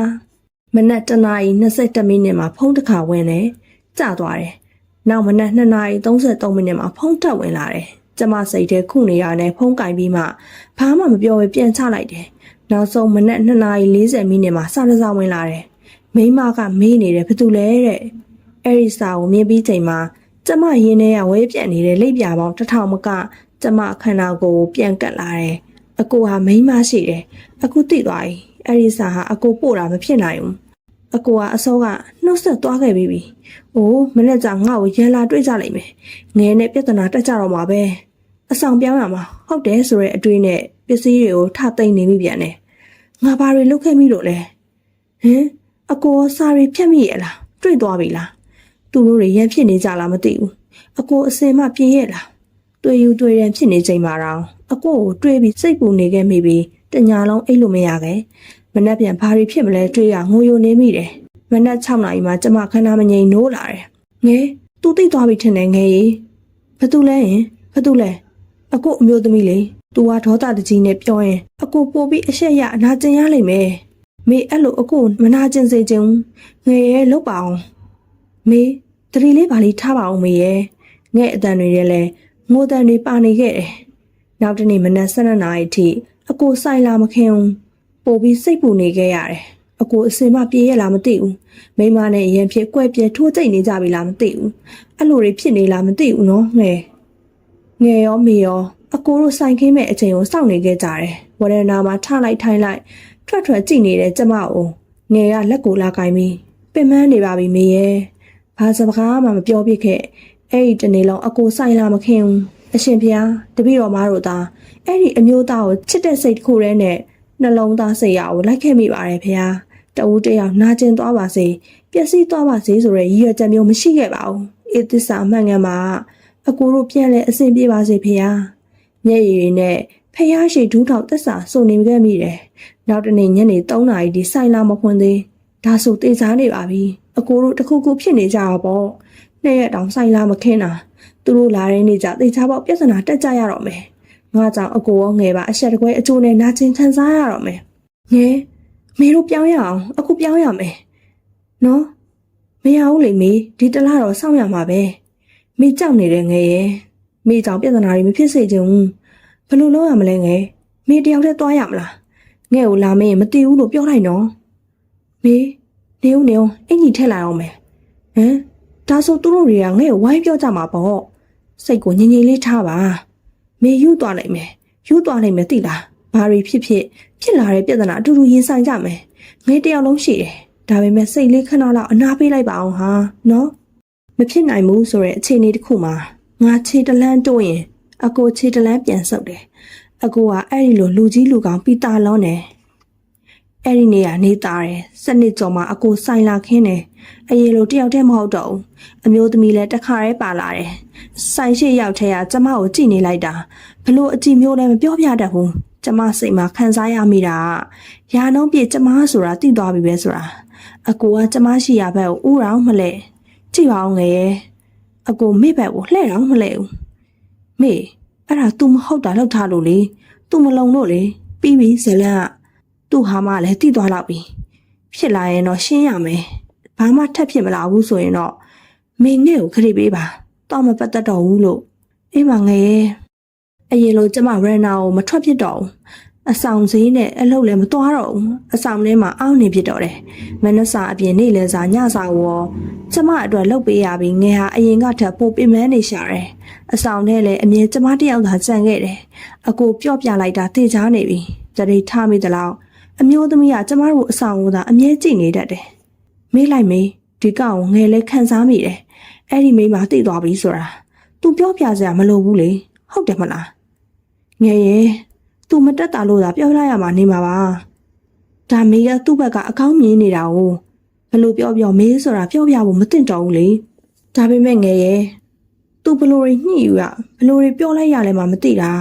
မင်းကိုရန်လာမတွေ့သေးဘူးလေငယ်တကယ်အံ့ဩမိတယ်သိလားအချစ်ဟာလူတွေကိုဒီလောက်တောင်ယူသွစေပါလားလို့မေကြိုက်တာလို့ကြိုက်တယ်လို့နေပါမေအနာမှာငယ်ရှိတယ်ဒါပေမဲ့အရေးလဲမပါဘာမှလည်းမဟုတ်တဲ့အကောင်အတွက်တော့ကိုမနှိမ့်ဆက်ပါနဲ့တော့မေရဲ့ဆက်ထားတယ်ဟင်းနေလည်းမစားဘူးအိတ်လည်းမအိတ်ဘူးမေအိတ်ပါတယ်ငယ်ရဲ့ခမအိတ်လို့လဲမေမျက်လုံးတွေကတတ်သေးပဲလေအိမ်မှာအိတ်ပါမယ်အဲ့ဆိုရင်လဲငယ်အလုပ်သွားတော့မယ်ထပြီးမနှက်စာစနော်ပြီးမှပြန်အိတ်အိမ်မှာဂရုစိုက်နော်ငယ်အိမ်မှာလို့သာပြောလိုက်ရတာကျမစိတ်ထဲမှာဘာမှလည်းမစားကြထားလည်းမထားကြအခုလိုတယောက်တည်းအဆောင်မှာရှိနေခဲ့တဲ့အချိန်ဆိုအယူလိုပဲရှေ့မှာစုညံတန်ကြားတိုင်းချောင်းချနေခဲ့မိတယ်ရန်လာတွေ့နေပြီလားအကိုတို့ရန်ဖြစ်နေကြမလားဆိုပြီးတော့ပေါ့အတစ်နောင်ဖြစ်နေတဲ့အကိုကိုဖိုက်ဘာကိုအချိန်လေးပြည့်ထိုင်ကြည့်နေမိတယ်အကိုဘာလို့စာပုံပို့တာလဲရင်အကျိုးအကြောင်းလေးတော့ပြောတင်တယ်မဟုတ်လားအကိုရဲ့ပုံကိုကြည့်ပြီးစကားတွေပြောနေမိတယ်အစကတည်းကငါစားခဲ့ရတာဆက်သွယ်တော့လဲငါပဲချစ်ခဲ့တာလဲငါပဲနာကျင်ရတဲ့သူကလည်းငါပဲသူဘယ်တော့ငါ့ကိုနှွေးထွေးစေခဲ့လို့လဲဘာများကောင်းလို့လဲငါအပေါ်မှာနင်ပါတွေကိုမမောနေရတယ်မင်းချစ်ချင်မချစ်ချင်ကိုကတော့မင်းကိုတည်တဲ့ဒီချစ်တော်မှာပဲဟာမကြားချင်ဘူးမပြောပါနဲ့တော့အကိုရဲ့ အကိုကိုမုံဖို့ခွန်အားတွေပေးမယ်ကျမနားတယ်အဲ့ဒီစကားတန်တွေအဖန်တလဲလဲပြန်ကြားနေမိခဲ့တယ်လုံးမရောက်ပြရစေတော့အကိုရဲ့ငါလွတ်လပ်ပြရစေတော့စိတ်တွေရှုပ်ထွေးပြီးအယူတယောက်လိုနေတိုင်းအခက်နဲ့ငိုနေမိတယ်အကိုကဖိုင်ဘာမသုံးတော့ဘူးထင်တယ်အတစ်နောင်လည်းမတွေ့တော့ဘူးငယ်မေလီအကိုအစင်ပြေရလားသိချင်မိတယ်ဖိုင်ဘာသုံးမသုံးရောပဲပြီးတော့အတန်လဲကြားကျင်တယ်ငယ်ရဲ့မေလီယူတော့မယ်အစင်ပြေရလားသိချင်တယ်တခါတော့ကူညီပေးပါလားမေသာအစင်ပြေအောင်အရင်နေပါမေယာအခုကငယ်သူ့ကိုဖုံးဆက်ပေးလို့ရမလားပစ္စည်းတစ်ခုခုမေးပြီးတော့လေလောက်ပါငယ်ရဲ့နော်ဖိုင်ဘာသုံးလားပုံပို့ပေးလိုက်မယ်ဆိုပြီးတော့လေဒီတစ်ခါပါပဲနော်လောက်ပါနော်ငယ်တူတာညင်းရင်ကျမငိုတော့မယ်ဆိုတာသိလို့ငဲ့မှာမငင်းတာဟယ်လိုအကိုသတင်းကြမှာတုံးတဲ့မီးရွဲလေးတွေရှိလားညီမကဘယ်လိုမျိုးလိုချင်တာလဲပုံပြပေးရမလားဘိုင်ဘာတုံးလားဟမ်ဘိုင်ဘာတုံးလားလို့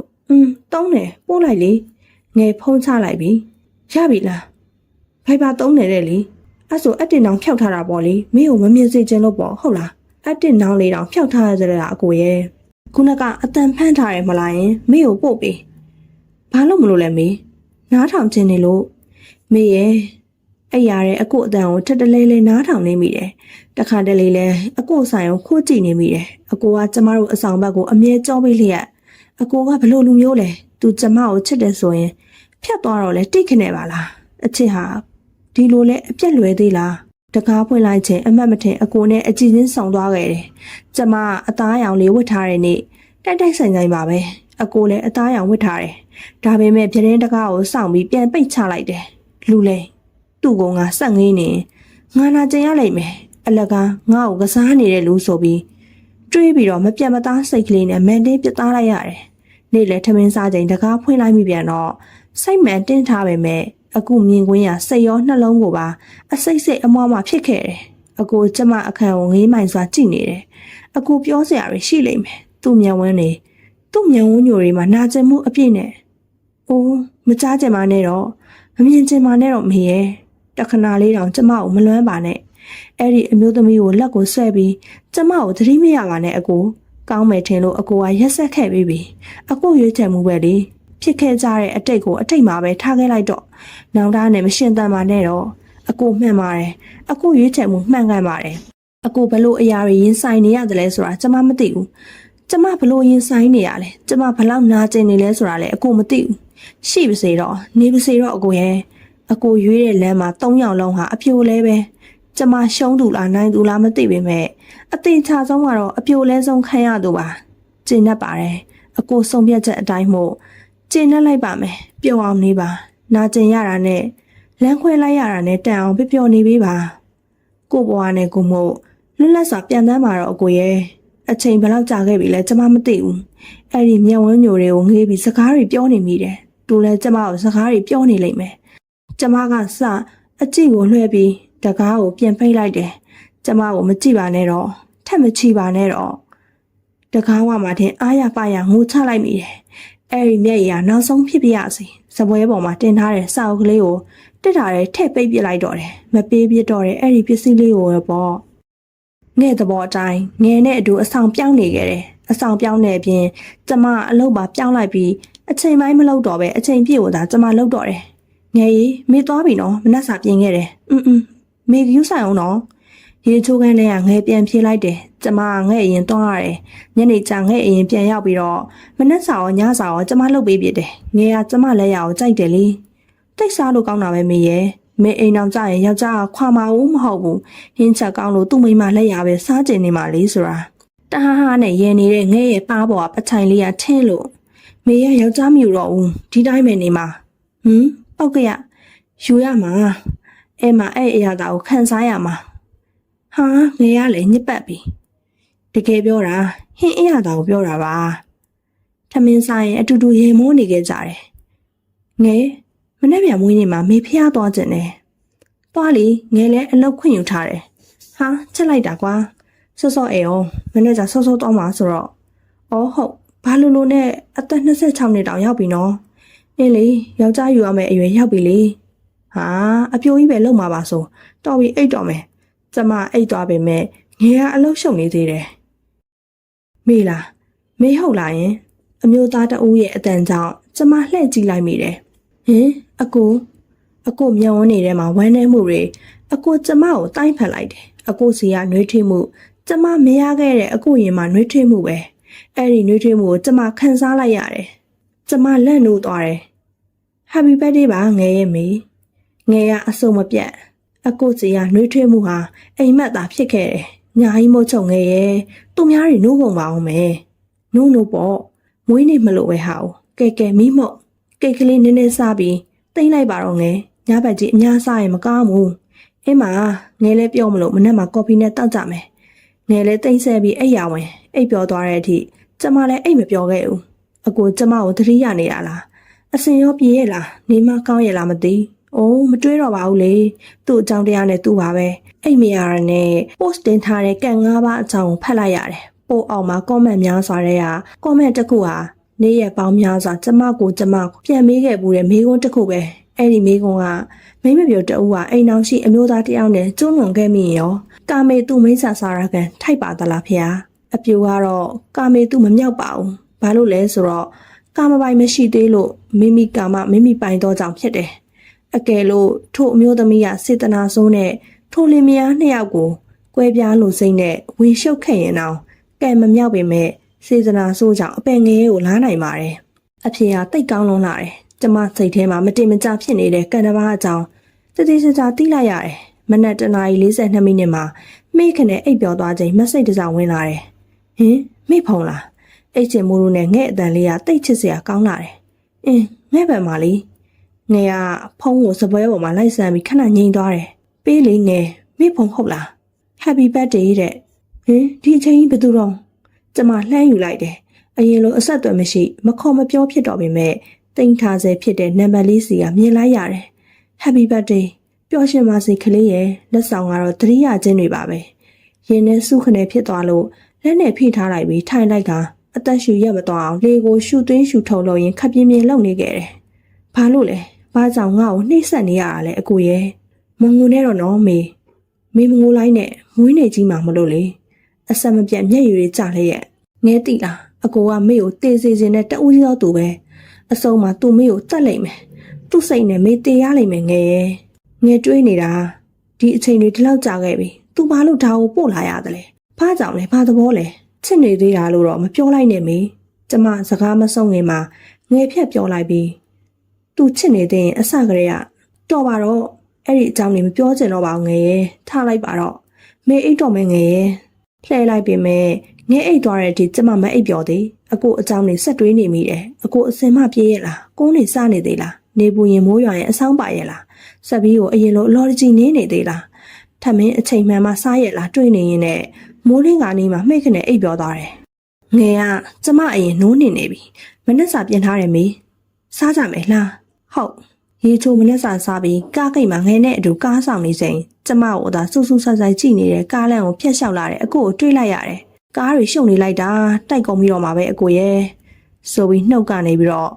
အကိုကျဲလောင်တဲ့အတန်နဲ့အတူကျမကိုဆွဲထားတဲ့ငှက်လက်ကိုခါပစ်ပြီးကားလမ်းစီကိုပြေးသွားလိုက်တယ်ကားတွေထိုးရက်သွားခဲ့ပြီဟဲ့တော့မေအမလေး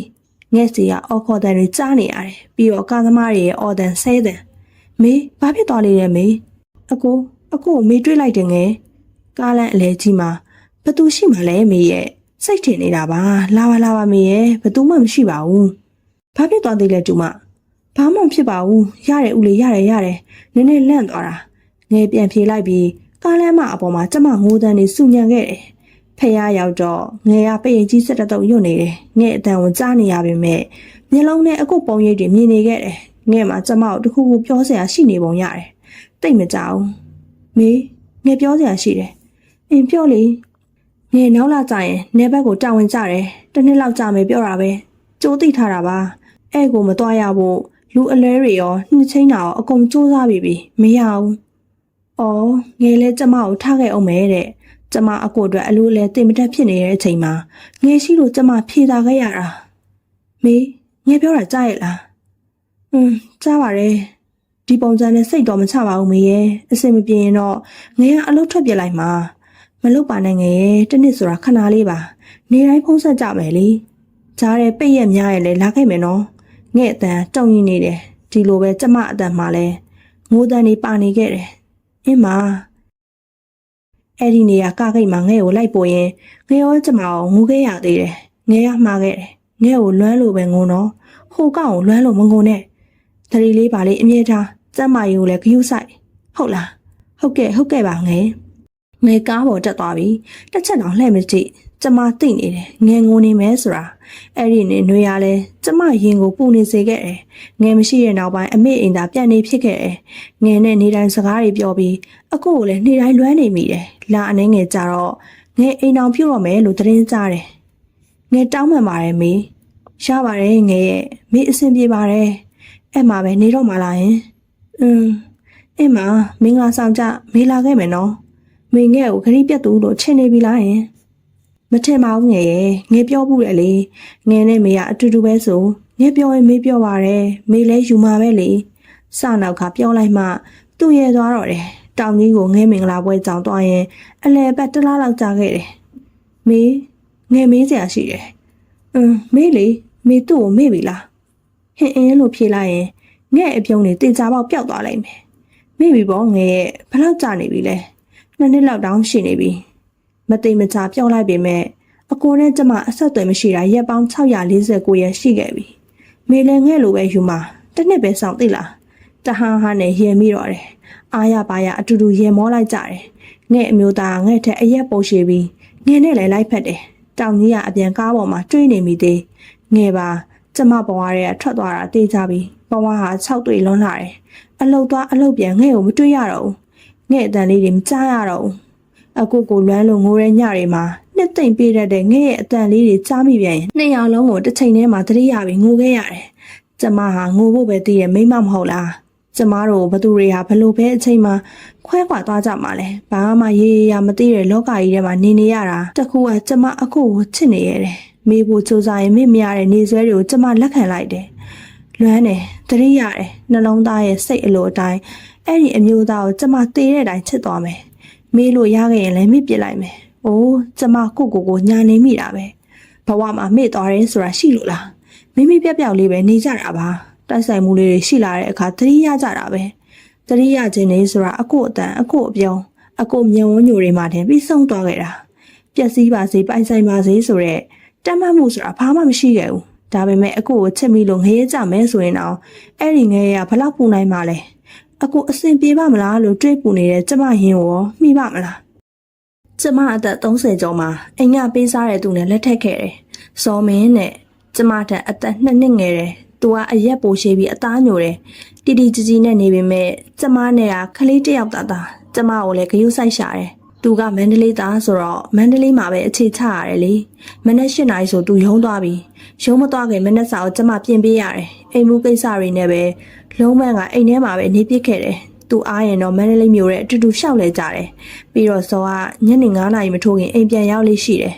စောကသူ့ကိုမောင်းလို့ခေါ်စီချင်တာမို့သူ့ကိုသူမောင်းလို့သုံးလုံးပြတယ်မောင်းလို့မခေါ်ရင်လဲထမင်းမစားပဲဆန္ဒပြတတ်သေးတာမေးမနေ့ကအပြင်သွားကြင်လားလုံးဆရာတွေရှိသေးတယ်လေမောင်ကူလုပ်ပေးပါမယ်ရပါတယ်အလုပ်ပိတ်တာတရက်တလေနားပေါ်မောင်ရဲ့ဒါဆိုလဲမေနဲ့အတူနားမယ်လေဆိုပြီးကျမခါကိုနောက်ကနေတိုက်ဖက်လိုက်တယ်ဖဲပါမောင်ရဲ့ထမင်းစားမယ်မဟုတ်လားသွားထိုင်နေသွားမေရောသွားပါတရောင်စစ်နဲ့ဆော့ကိုတွတ်လိုက်ခါသွားထိုင်နေတော့ရနေပြီဟင်းနေရသွားပွင့်နေတာပဲကွာထမင်းစားနေဆိုကမောင်မိမချက်တဲ့လက်ရတိတ်ကောင်းတာပဲရုံးမှလည်းမောင်တိတ်မစားရဘူးသူများတွေကြီးပဲစားကြတာကောင်းလို့တဲ့။အော်ကျွေးလိုက်ပေါ့မောင်ကအိမ်ပြန်ရောက်ရင်စားလို့ရတာပဲဟာ။အိမ်မှာမပြင်းဘူးလားမေရုံးလိုက်ခဲ့ပါလား။မလိုက်ချင်ပါဘူးလူတွေကရှုပ်နဲ့။အင်းမလိုက်တာလည်းကောင်းပါတယ်မဟုတ်ရင်မောင်မိမအလှလေးဆိုတော့တော်စားတဝင်းတိုးနေရအောင်မယ်။တော်ပါမောင်ရဲ့စားစရာရှိတာစားတတ်မှာ။ဇော်ကတော်တယ်စိတ်လေးမတော့ကိုမစားပြိုတိုင်းကြိုက်တဲ့အနေထားပေါ့။အတော်အစားအလောင်းအစားအပျော်ပါမလိုက်သူ။မနဲ့အလုပ်သွားတယ်ပြန်လာတယ်ကျမနာကတ်တယ်လာစားလဲအကုန်အပ်တယ်မညိုမငင်မကြီးမညူပဲရှစ်ရှာတယ်ဇော်ကကျမအိမ်ထဲကြီးပဲနေတာကိုတိတ်သဘောမကျဘူးအပြင်ကိုအမြဲတမ်းခေါ်တယ်ဘေးအိမ်တွေနဲ့မိတ်ဆက်ပေးတယ်ကျမကဘသူ့မှလိုတာထက်ပိုမရောဘူးအလဲပတ်လည်းမလောက်ဘူးဇော်မှာကျမမကြိုက်တာရှိတယ်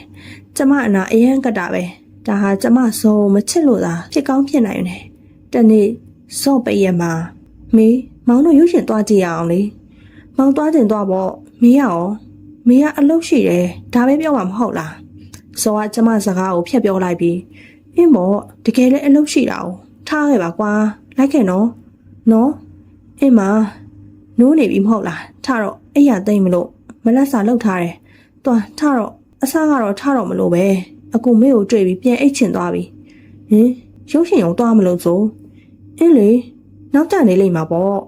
နောက်ကျပါစေဆိုပြီးကျမကိုအတင်းဖက်ကအဲ့ရတဲ့ပြစ်လဲချလိုက်တယ်တစ်ချိန်နဲ့ကျမသူ့ကိုတွန်းထုတ်လိုက်မိတယ်သူကရင်ချင်းရင်မှာကျမကိုကြော့ပေးထားပြီးမောင်ကိုမချစ်တော့ဘူးမဟုတ်လားမေအဲ့လိုမဟုတ်ပါဘူးမောင်ရဲ့အပြင်သွားမယ်ဆိုတော့နောက်ကျမှာစိုးလို့ပါအနာကိုတိုးပြီးနောက်ကနေခါကိုဖက်ကမောင်ပခုံးပေါ်ကိုမေးတင်လိုက်တယ်မောင်ကိုချစ်လားအဲ့ဆိုရင်ချစ်ကြမလားလက်များကိုဆန့်ကာထားလိုက်ပြီးကြာသလားလို့ချစ်စရာလေးကွာဇော်ကချော့ကတိတ်တယ်ကျမအပြင်သွားရင်လက်ချိတ်လမ်းမလျှောက်တတ်ဘူးငယ်ကတော့အားနေချက်ပေါ့လာမောင်လက်ကိုဆွဲထားသွားပါလက်တွေချွေးတွေကထွက်ကနဲ့သွားရှေ့ရသွားပါကျမပခုံးကိုလှမ်းဖက်လိုက်ပြီးလက်မကန်ရရင်လည်းပြီးရောမောင်မိမအလှလေးကိုသူများတွေကြည့်မှာဆိုလို့မောင်ကကာကွယ်နေတာဘာဖြစ်နေရလဲငင်းလေးဒီလိုနဲ့တစ်နှစ်ပြီးတစ်နှစ်ပြောင်းလာလိုက်တာအိမ်အောင်တန်း3နှစ်ကျော်တဲ့အထိပေါ့ကျမငဲ့ကိုအရန်သတိရတယ်အရင်လိုနေတိုင်းမပြောဖြစ်တာလွယ်ရင်တလတစ်ခါတော့စကားပြောပြချသေးတယ်မောင်ပြောလေမေခီးသွားကျင်လို့အမလီထီပေါက်တော့မှာပဲဘဲဟုတ်လဲနဲ့စီကိုပါဩသွားလေမောင်လိုက်ပို့ဝင်မယ်မေဘာသာမေသွားမယ်လေအမလီဗျာအကြာကြီးမောင်းပါမှာစိတ်မချနိုင်ပါဘူးကျွန်တော်မျိုးကိုထားခဲ့နိုင်တယ်ပေါ့မဟုတ်ပါဘူးမောင်ကအလုံးနဲ့မို့လို့ပါမောင်လိုက်ပို့မယ်တိတ်ကြမနေဘူးမဟုတ်လားတောက်ကြနေညကြသွားမယ်လေမောင်လည်းရုံးမပြည့်ရအောင်အင်းမဒါဆိုလေကျေးဇူးပါနော်မောင်စော်ကကားမောင်းရင်ကျမလက်တစ်ဖက်ကိုကင်ပြီးကားမောင်းတယ်ပူတယ်ကွာကားသာတိတ်ချမောင်းမှာလှော့အဲ့လိုပြောပြီးလက်ကိုဖယ်လိုက်တော့စော်ကလက်ကနေပေါင်ကိုပြောင်းကန်လိုက်တယ်ကို့မိမကိုကင်တာပဲကွာဘာဖြစ်လဲဆိုပြီးပေါင်ကိုဆွဲလှုပ်လိုက်တော့ကျမပြုံးလိုက်မိသေးတယ်တလန်းလုံးကျမအိပ်ပျော်နေခဲ့ပေမဲ့ကျမကိုခဏလာနန်းတာတော့သတိထားမိခဲ့တယ်အမလီလွမ်းလိုက်ရတာမေရဲ့ပူတော်လှလာသေးတယ်ငယ်ရောပဲပိန်သွားသလိုပဲလားလို့ငယ်ရဲ့ဟုတ်တယ်အမကြီးညာတိုင်းညသာရှောင်းနေဗျာလာထိုင်ရအောင်ရေချိုးအနားယူပြီးငဲ့အမျိုးသားနဲ့ဇော်နဲ့ကအပြင်ထွက်သွားတယ်မေအဆင်ပြေရဲ့လားပြေပါတယ်ငယ်ရဲ့ဇော်ကမေကိုချစ်ရှာတယ်ဂရုစိုက်တယ်လေမေရအောင်ဟုငယ်ကပြန်မေးလာတဲ့အခါမှာတန်ရုံးစင်တော့ရှိပါတယ်ငယ်ရဲ့ဒါပေမဲ့ဘာဖြစ်လဲမေထားပါငယ်ကမေးကြည့်တာငဲ့ကောင်မလေးခန်းစားနေရမှာဆိုလို့ဒါပေမဲ့ငဲသိနေတယ်မေငဲ့အမျိုးသားတကားနာမှာဒီနေ့ကဘာတွေပြောနေကြတာလဲဘာမှမဟုတ်ပါဘူးမေကိုခလေးယူကိုပြောနေတာငဲကပြန်ပြောလိုက်တယ်ဩခလေးဆိုမှနောက်ကြုံမှငဲကိုပြောပြရအောင်မေဟိုဘက်မှာလှတယ်လာမောင်တက်ပုံရိုက်ပေးမယ်စော်ခေါ်နေတာနဲ့စော့နောက်ကိုလိုက်သွားရတယ်တောင်ကြီးကအလွန်အေးတယ်ကျမမှအနှွေးတယ်မပါတော့ငဲ့အနှွေးတွေကိုပဲယူဝစ်ခဲ့ရတယ်မနေ့ကပြောစရာရှိတယ်ဆိုစကားပြတ်သွားတာဘာပြောမလို့လဲမေဘာကြီးလဲမသိဘူးလေမေရဲ့စကားပြောရင်နောက်ကြုံမှငဲ့ကိုပြောပြမယ်ဆိုပြီးထသွားတာလေဩမေကခလေးယူလို့မရဘူးတဲ့ငဲ့ရဲ့ဟဲဘလို့ဖြစ်တာမေတို့စူးစမ်းပြီဇော်ကလက်ခံပါတယ်မေလည်းလက်ခံတယ်နှစ်ယောက်တည်းနေထိုင်သွားကြဖို့လေအင်းမဒါလည်းပြောစရာကောင်းတာပါပဲညနေကျဘဲချိန်သွားမှလည်းမပြန်စေချင်သေးဘူးအယမ်းမြန်တာပဲစောအလုံးအမိလေးငယ်သူပြန်တဲ့အချိန်ပေါ့ကားပေါ်တက်ခါနေငယ်ကျမလက်ကလေးကိုစုပ်ကင်လိုက်ပြီးငယ်တို့ပျော်နေကြမယ်တဲ့နော်ငယ်အပြုံးနေဟာငယ်အရင်လိုပဲလှနေသေးတယ်တိတ်မကြကျမရန်ကုန်ကိုလည်းသွားခဲ့တယ်အမေစီကိုပေါ့စောမအားတာနဲ့နေချင်းပြန်ပါပဲအမေစီနေခဲ့မယ်လေမောင်နောက်တစ်ပတ်မှလာခေါ်ပေါ့မေရလဲစောမျက်နှာတစ်ချက်ညှိုးသွားတော့အင်းမဆိုပြီးပြန်လိုက်ခဲ့ရတယ်စောကဒုတိယငယ်ပါပဲအလုတ်ကအကြောင်းများကိုအိယာဝင်တိုင်းကျမကိုပြောပြတယ်မောင်တို့ရုံမှာလူသွတ်တွေရောက်လာတယ်မောင်သူတို့ကိုတိတ်သဘောမကျဘူးအထက်လူကြီးတွေကိုကမ်းလို့ဒီလိုပဲပေါင်းသိရတာပေါ့မောင်ရဲ့တစ်ချိန်တည်းမှာပဲမောင်ကိုစောအောက်ကကောင်မလေးတွေလာမကတ်ကြဘူးလားယင်မရှိပါဘူးကွာဘာလဲတဝင်းတိုးတာလားမဟုတ်ပါဘူးကောင်မလေးကတဝင်းတိုးနေပြီဆိုတော့မဟုတ်ပါဘူးဆိုမောင်ကလည်းစောကတခါတည်းရန်ကလေးနဲ့တူတယ်ချွဲနဲ့တက်ပြီးအားကိုးထိုက်တယ်လို့ချစ်ဖို့လဲထိုက်တန်တယ်အဲ့ဒီနေ့ကအိမ်အောင်တက်တန်း9နှစ်ပြည့်ဖျားသွားမယ်လို့စိတ်ကူးခဲ့တာဟာမေဒီနေ့ဘာမှမချက်ထားဘူးလားအပြင်မှာစားမလို့လေမောင်ရဲ့ဟ ဘဲသွားမလို့လဲဇော်မေ့နေပြီဖះသွားမလို့လေမောင်ရဲ့ဘာနဲ့မို့လို့လဲခဏကြာမှသူတတိယသွားပြီ sorry မေရဲ့မောင်ဟိုကအလုံးများပြီးတော့တစ်ချက်မေ့သွားတာဒါပေမဲ့ဒီနေ့ကအစည်းအဝေးရှိလို့လေအင်းမသွားလေရတယ်မေတမင်းဆိုင်အမြန်လုပ်ဝေးလိုက်မယ်မောင်စကားမဆုံးခင်ကျမပြန်ပြောလိုက်မိတယ်ရတယ်လေမောင်အပြင်မှာပဲစားလိုက်တော့မယ်အဲ့ဆိုလည်းထားပါတော့အိမ်အောင်တက်တန်း9နှစ်မှာစော့စီကပထမဦးဆုံးအပြင်မှာစားလိုက်မယ်လို့ထွက်ခဲ့ခြင်းဖြစ်တယ်စိတ်ထဲတနှုံနှုံဖြစ်နေခဲ့တယ်ငဲ့စီဖုံးဆက်ပြီးစော့အသက်တွေ့နေပြီလားမသိဘူးငယ်ရဲ့မဟုတ်ပါဘူးမေယာမေအတွေးလွန်နေတာဖြစ်မှာပါသူ့ယုံမှာလူသစ်တွေရောက်တယ်ဆိုအင်းလေဘာညာလေးမေးကြည့်သေးလားမေးတယ်ဘာပြောလဲအန်တတန်းနဲ့ပဲစောကခုလိုတခါမှမမေ့ဘူးမေးပဲမေးခဲ့တာဒါဆိုဒီတစ်ခါခွင့်လွှတ်လိုက်ပေါ့စိတ်ထင်တာလည်းဖြစ်နိုင်ပါတယ်မေရဲ့စောချေလန်းနေပြက်နေတာမေခံစားမိတယ်ငယ်ညနေအိမ်ကိုနောက်ကျမှပြန်လာတာမျိုးရှိလားဒါမှမနေ့ပိုင်းတော့အစောကြီးထပြီး9နာရီခွဲလောက်ဆိုသွားတယ်မဖြစ်နိုင်ပါဘူးမေရဲ့ဖုံးချကနေမဟုတ်နိုင်ပါဘူးမေကမေးလိုက်ပါလို့ငယ်မာခဲ့ပေမဲ့စောကိုစိတ်ဆိုးနေခဲ့သေးတယ်မောင်ပြန်ရောက်ပြီ Happy Anniversary ပါမေပန်းစည်းကြီးပါလာပြီးကျမတိတ်ကြိုက်တတ်တဲ့တနခါပန်းနေနဲ့တပွေးတစ်ပိုက်ကြီးတစ်ချက်ပြောင်းလိုက်ခါအပြင်မှာစားမယ်ဆိုလို့နောက်အပြင်မှာပဲစားတော့ဒီနေ့လည်းဘာမှချက်မထားအောင်ဆိုပြီးပန်းစည်းယူကလှည့်ထွက်လိုက်တယ်ရရလေမစားဘူးမေးချက်ကျွေးမှာပဲစားမယ်ထက်ချက်မကွာလိုက်ဖန်နေပြီးမောင်တကယ်အလုံးများနေလို့တစ်ချက်ကလေးသတိမေ့သွားတာပါမေရဲ့မောင်စိတ်မဆိုးပါနဲ့ကွာကျမစိတ်ဆိုးမပြေရင်သူ့လက်လွတ်မှာမဟုတ်တော့ပြီးတာပဲဒါဆိုလဲခြေလန်းနေပြက်မယ်မကြံနဲ့နော်ရိုက်ချိုးပြမှာအမလေးမပြတ်ပါဘူးဗျာကြောက်ပါတယ်ရေရေမောမောနဲ့သူပြန်ပြောနေခဲ့တယ်ဘေးမှာလှဲနေတဲ့စော့ကိုကြည့်ပြီးမောင်ဗျာစော့ကအမြင်ရင်လို့သာထုခဲ့တယ်အခုဗျာတဲ့စိတ်ထက်တစ်စုံတစ်ယောက်ကိုသတိရသွားမိတယ်မေရလှလာရင်လှတယ်လေမေရဲ့ဘလောက်လှလဲအဲ့ဒါတော့မောင်မသိဘူးဆိုပြီးသူ့လည်းမောင်ပေါ်လက်လေးပုတ်ပြတော့ကျမသွားလဲအိတ်လိုက်တယ်မျက်လုံးလည်းလှတယ်အပျော်ရောအနေထိုင်ရောမိမပြီးသားတယ်တော်လဲတော်တယ်ခန္ဓာကိုယ်လဲလှတယ်စပင်းလဲလှတယ်ကွာမောင်မိမပြည့်စုံတဲ့မိန်းကလေးပဲစောဘိုက်ကဒုက္ခဝမ်းမိနေပြီးအတန်ကြားမှာစိုးတဲ့ဖြင့်စောလှုပ်ခါနေတယ်မေခောက်ဆွဲပြုတ်ပွေမယ်နော်ဆိုပြီးကျမပြုတ်ပေးထည့်ပြီးမှစောထစားတယ်စားနေတာကြည့်ပြီးကျမစိတ်ထင်နေတာပဲဖြစ်မှာပါလေဆိုပြီးစိတ်ကိုပြန်ဖြေခဲ့ရတယ်မဖြစ်နိုင်ဘူးဆိုပြီးချလိုက်တဲ့စီတစ်ဖက်တစ်ချက်စီမှာသူ့ဘက်ကလည်းငိုကိုယ့်ဘက်ကလည်းပြိုနေရုံးကိုတခါမှမလိုက်ဘူးလေကျမအဲ့ဒီနေ့ကရုံးလိုက်သွားတယ်အစောကြီးထပြီးပြင်ဆင်ပြီးစောင့်နေခဲ့တယ်ဟာလှလို့ပါလားဘဲသွားမလို့လဲမေမောင်နဲ့လိုက်မလို့လေဘဲဟုတ်လေရုံးမို့ဘောမောင်ရဲ့မောင်ပဲအမြဲခေါ်နေပြီးတော့ဟာကြိုလည်းမပြောဘူးမောင်ကဒီနေ့ဟိုအစိမ့်ဝှရှိတယ်မောင်မခေါ်ခြင်းလည်းမလိုက်တော့ဘူးရော့တမင်းဆိုင်ကိုစော့လက်ထဲထည့်ပေးလိုက်တော့ဟိုဟာလေမေလိုက်ချင်ရင်လည်းလိုက်ခဲ့ပါစောင့်တော့စောင့်ပေးနော်ဟုတ်စောင့်ပါဘောမောင်ရဲ့အင်းမအော်မောင်လူတယောက်ကိုဝင်ခေါ်အောင်မယ်ရရလေပြီးရင်ဆင်းလာခဲ့မေကားရဲ့ပစ္စည်းတွေထည့်ပြီးစောင့်နေမယ်ဇော်ကအရင်လိုကျမလက်ကိုကင်မထားပဲ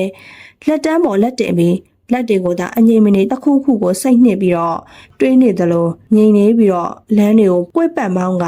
အစည်းအဝေးရှိတယ်ဆိုမြင်မြန်မောင်းလေမောင်ရဲ့ဘလို့လို့လမ်းတွေကိုပတ်မောင်းနေရတာလဲဟိုလမ်းကပိတ်ထားလို့လေဘယ်လမ်းကပိတ်တာလဲမနေ့ကမှမင်းဈေးလာဝယ်သေးတယ်မပိတ်ပါဘူးမောင်ရဲ့မသိဘူးပိတ်ထားတယ်ထင်လို့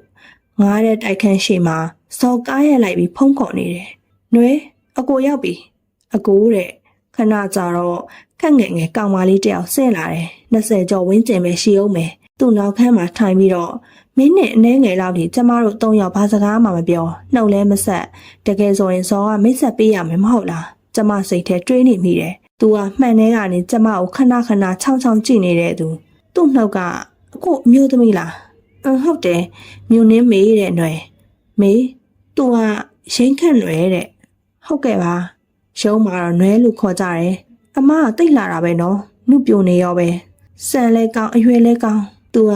နှုတ်တွက်လာတယ်ညောင်နေပြီရှင်ကဲဘာစားမလဲပြောရေမမောတာဖြေလိုက်ပြီးရုံးရောက်တော့အစည်းအဝေးရှိတယ်ဆိုမောင်ဟုတ်တယ်လေစောကအန်တနန်ဖြစ်နေချိန်မှာဒီနေ့အစည်းအဝေးမရှိပါဘူးမနေ့ဖန်မှလေအကိုရဲ့ရက်မှတ်တာမှားလာတယ်နဲ့ထင်တယ်သူမထပြောအပြီးအော်ဟုတ်သားပဲဒီနေ့26ရက်နေ့မနေ့ဖြန်မှပဲဟာကွာကဲထားလာအမဒီမှာလာထိုင် ကောင်မလေးကခုံလာချပေးသွားတယ်သူကစောနဲ့အနီးကအလုပ်လုပ်ရတယ်တွတ်တယ်လှတယ်အသားဖြူဖြူနုနုနဲ့လေးပြီးတော့စောကိုအကိုလိုလဲခေါ်တယ်သူမစောကိုကြည့်တဲ့အကြည့်တွေမှာမယိုးရှင်းလှကျမကမောင်ဝေးနာလူတွေအားလုံးကိုတမနက်လုံးအကဲခတ်နေပြီးတော့တယ်နေကင်းထမင်းစားချိန်ရောက်တော့မောင်မေးပြင်းတယ်ပြန်နှင်းတော့မယ်ဒါဆိုမောင်လိုက်ပို့မယ်လေနေမေးပါသာတွားလိုက်မယ်ဟာမောင်စိတ်မချပါဘူးခဏမောင်လိုက်ပို့မယ်လေ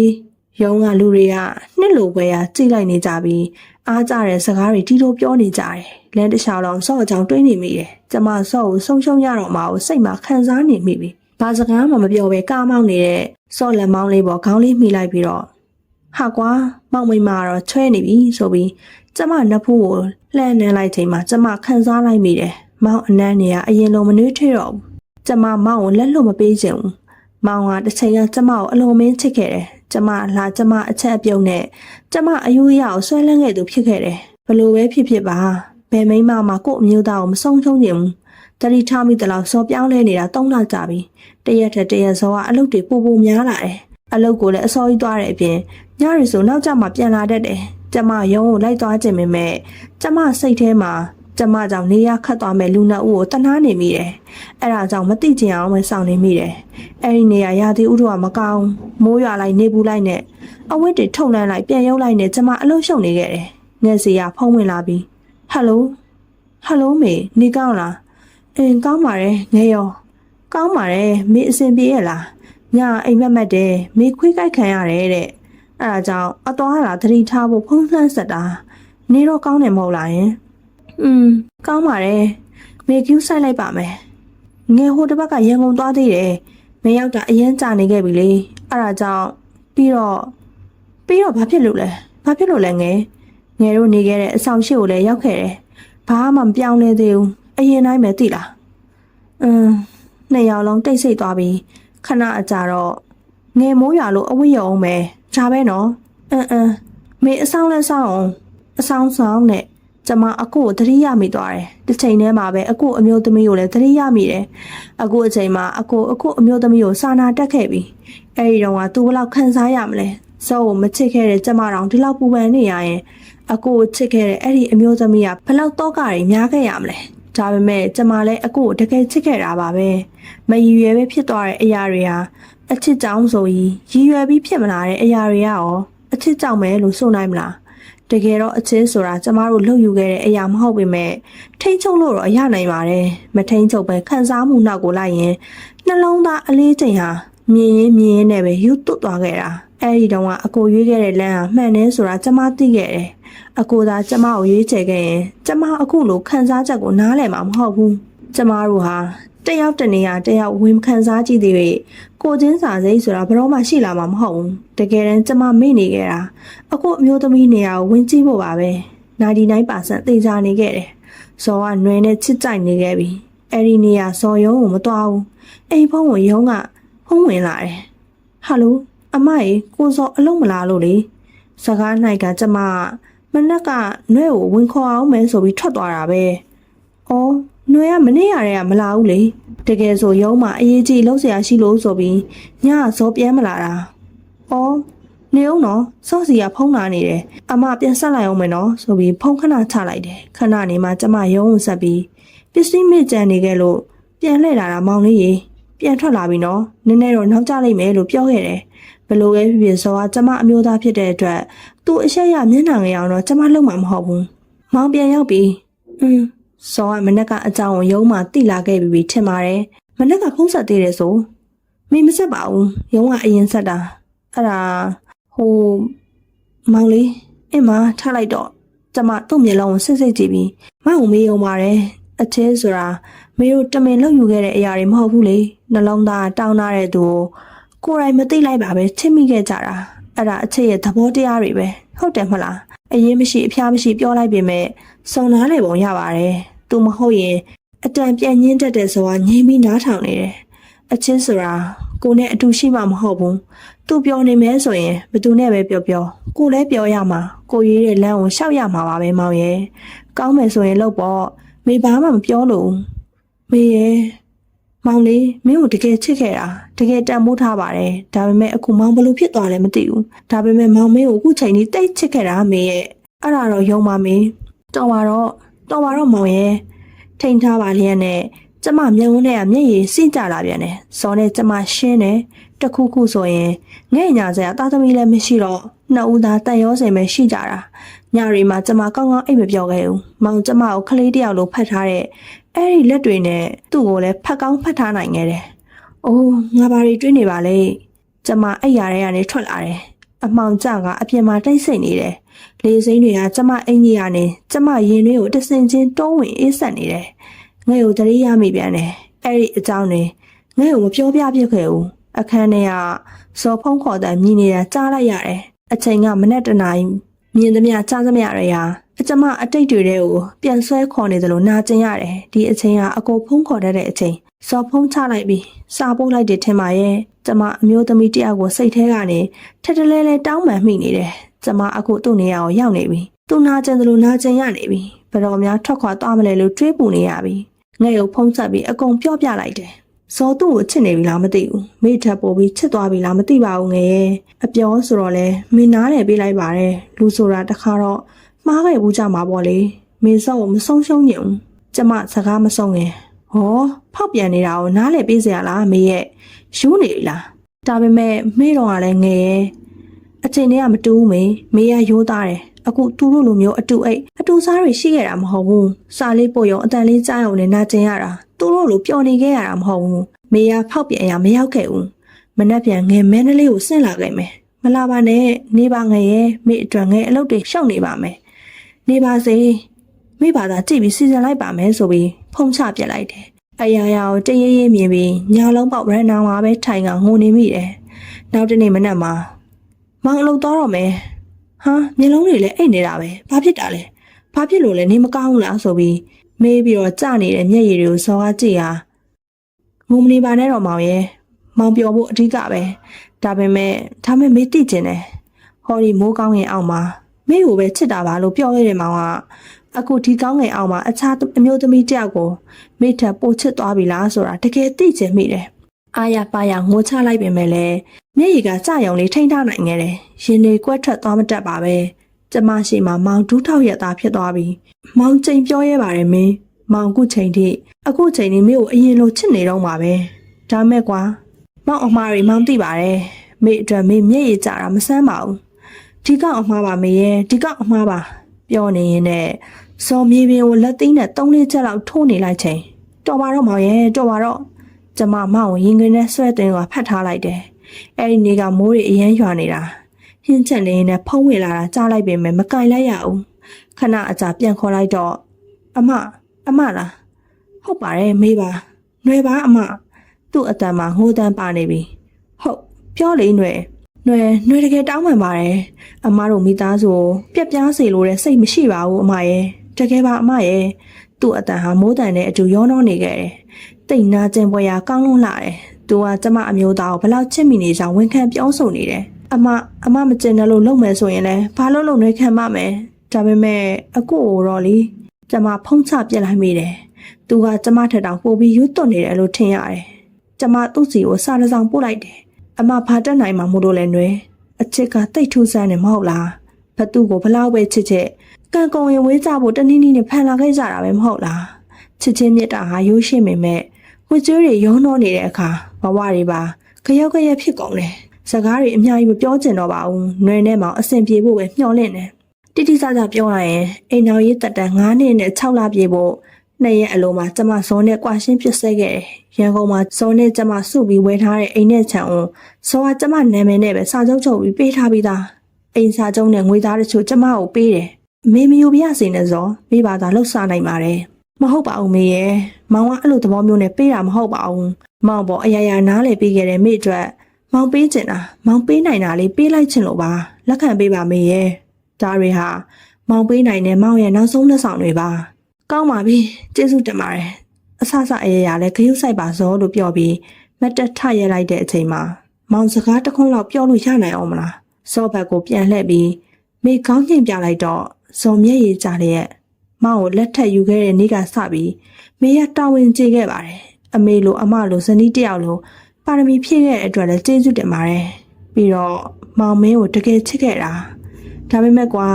ပြောနေရင်တန်လန့်မှာပဲမောက်နှခမ်းကိုကျမလက်ညှိုးနဲ့ပိတ်လိုက်ပြီးတော့လောကမှာချင်းရင်တည်တဲ့သူနဲ့စူးစမ်းရင်တည်တဲ့သူနှစ်မျိုးပဲရှိတယ်တမှုထူးပြီးဇော်နောင်နာနဲ့တည်တဲ့သူတော့မဖြစ်စေနဲ့အရာရာပိုကောင်းမှုဖြစ်လာတာပဲလေဟုတ်တယ်မဟုတ်လားဆိုပြီးနောက်ဆုံးအနေနဲ့စော့နှက်ဖို့ကျမပေးနိုင်မဲ့မြစ်တာအနှွေးတဲ့တစ်ခုသာနမ်းပြီးပြီးခဲ့တယ်ပျော်သလိုနေပါတော့ကွယ်ဇော်နဲ့သူမဘလို့ဆက်သွားမလဲကျမမသိချင်ဘူးသူတို့မန္တလေးမြို့မှာသာကြံ့ရိတ်ခဲ့ပြီးကျမအတွက်နဲ့မိဘကိုရောငဲ့ကိုစိတ်ဒုက္ခတော့မပေးစေလို့တော့နောက်အခါတိမှ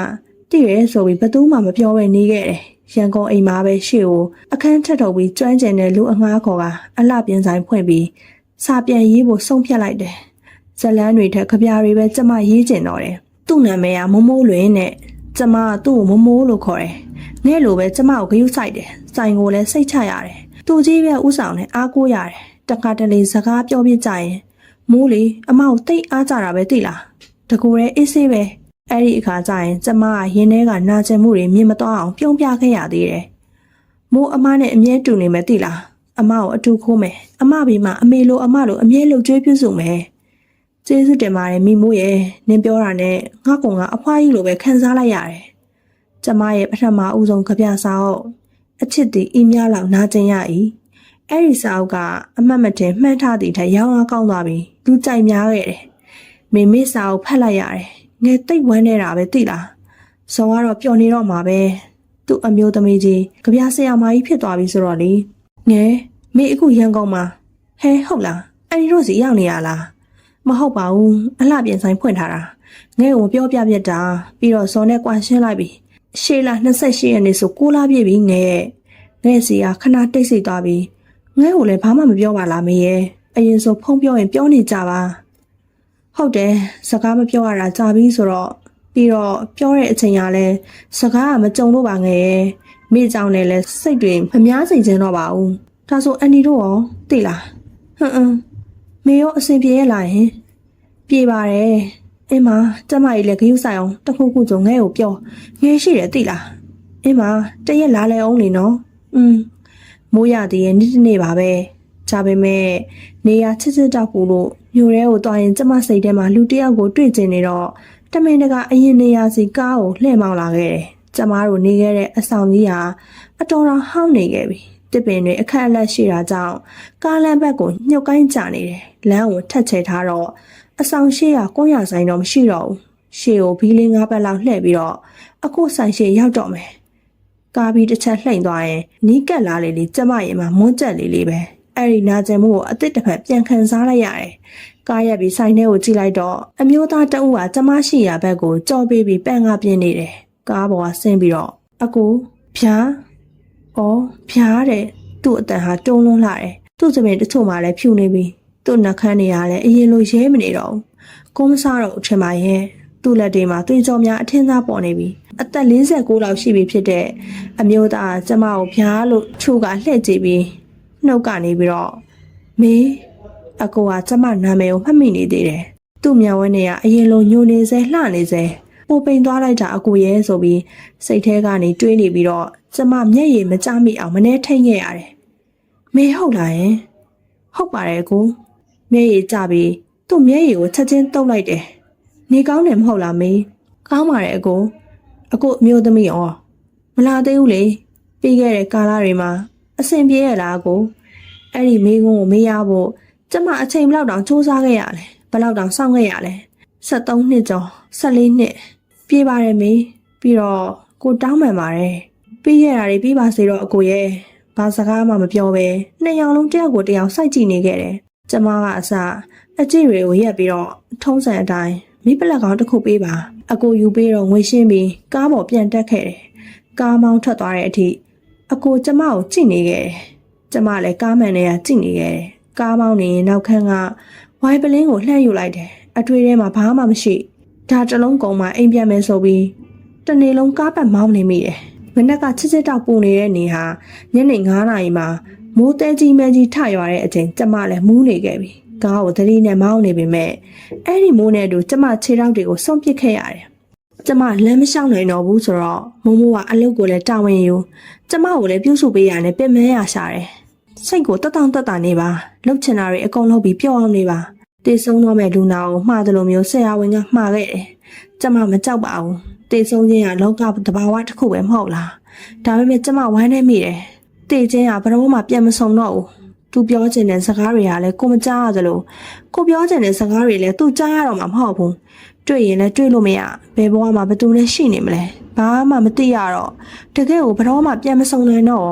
ခွဲခါနိုင်ခြင်းကတေခြင်းတရားပဲမဟုတ်လားကျမတေးသွားတဲ့အခါအကိုအတန်ကိုကြားရတော့မှာမဟုတ်ဘူးအကိုအစင်ပြေရဲ့လားကျမတေးရတော့မှာမဟုတ်ဘူးတိတ်ကြကြမခံတော့ဘူးလို့သိထားပြီးကြတဲ့ကကျမရဲ့ဒုတိယမြောက်စာအုပ်ထုတ်ဖို့စူးစမ်းခဲ့တယ်ငါကျူးလွန်မိတဲ့ကံတစ်ပါးဟာမင်းပဲဘယ်တော့မှပြန်မဖတ်တော့ဘူးဆက်လည်းမြေးတော့ဆိုပြီးတိမ့်ထားခဲ့တဲ့အဆုံးမရှိတဲ့ဇလန်းလေးလွန်ခဲ့တဲ့14နှစ်ကရေးပြခဲ့တဲ့နောက်ဆုံးအချက်နောက်ဆုံးစာမျက်နှာကျမအတွက်နောက်ဆုံးရင်နာစရာအဖြစ်ပြက်ကလေးပေါ့တိမ့်ထားခဲ့တာတော့တော်ကြခဲ့ပြီဖုံတွေလည်းတက်လို့တချို့စာမျက်နှာတွေမှာစာတချို့တော့ပြတ်နေခဲ့ပြီပြန်ဖတ်နေရင်အချို့နေရာတွေမှာကျမငရဲမှုတွေ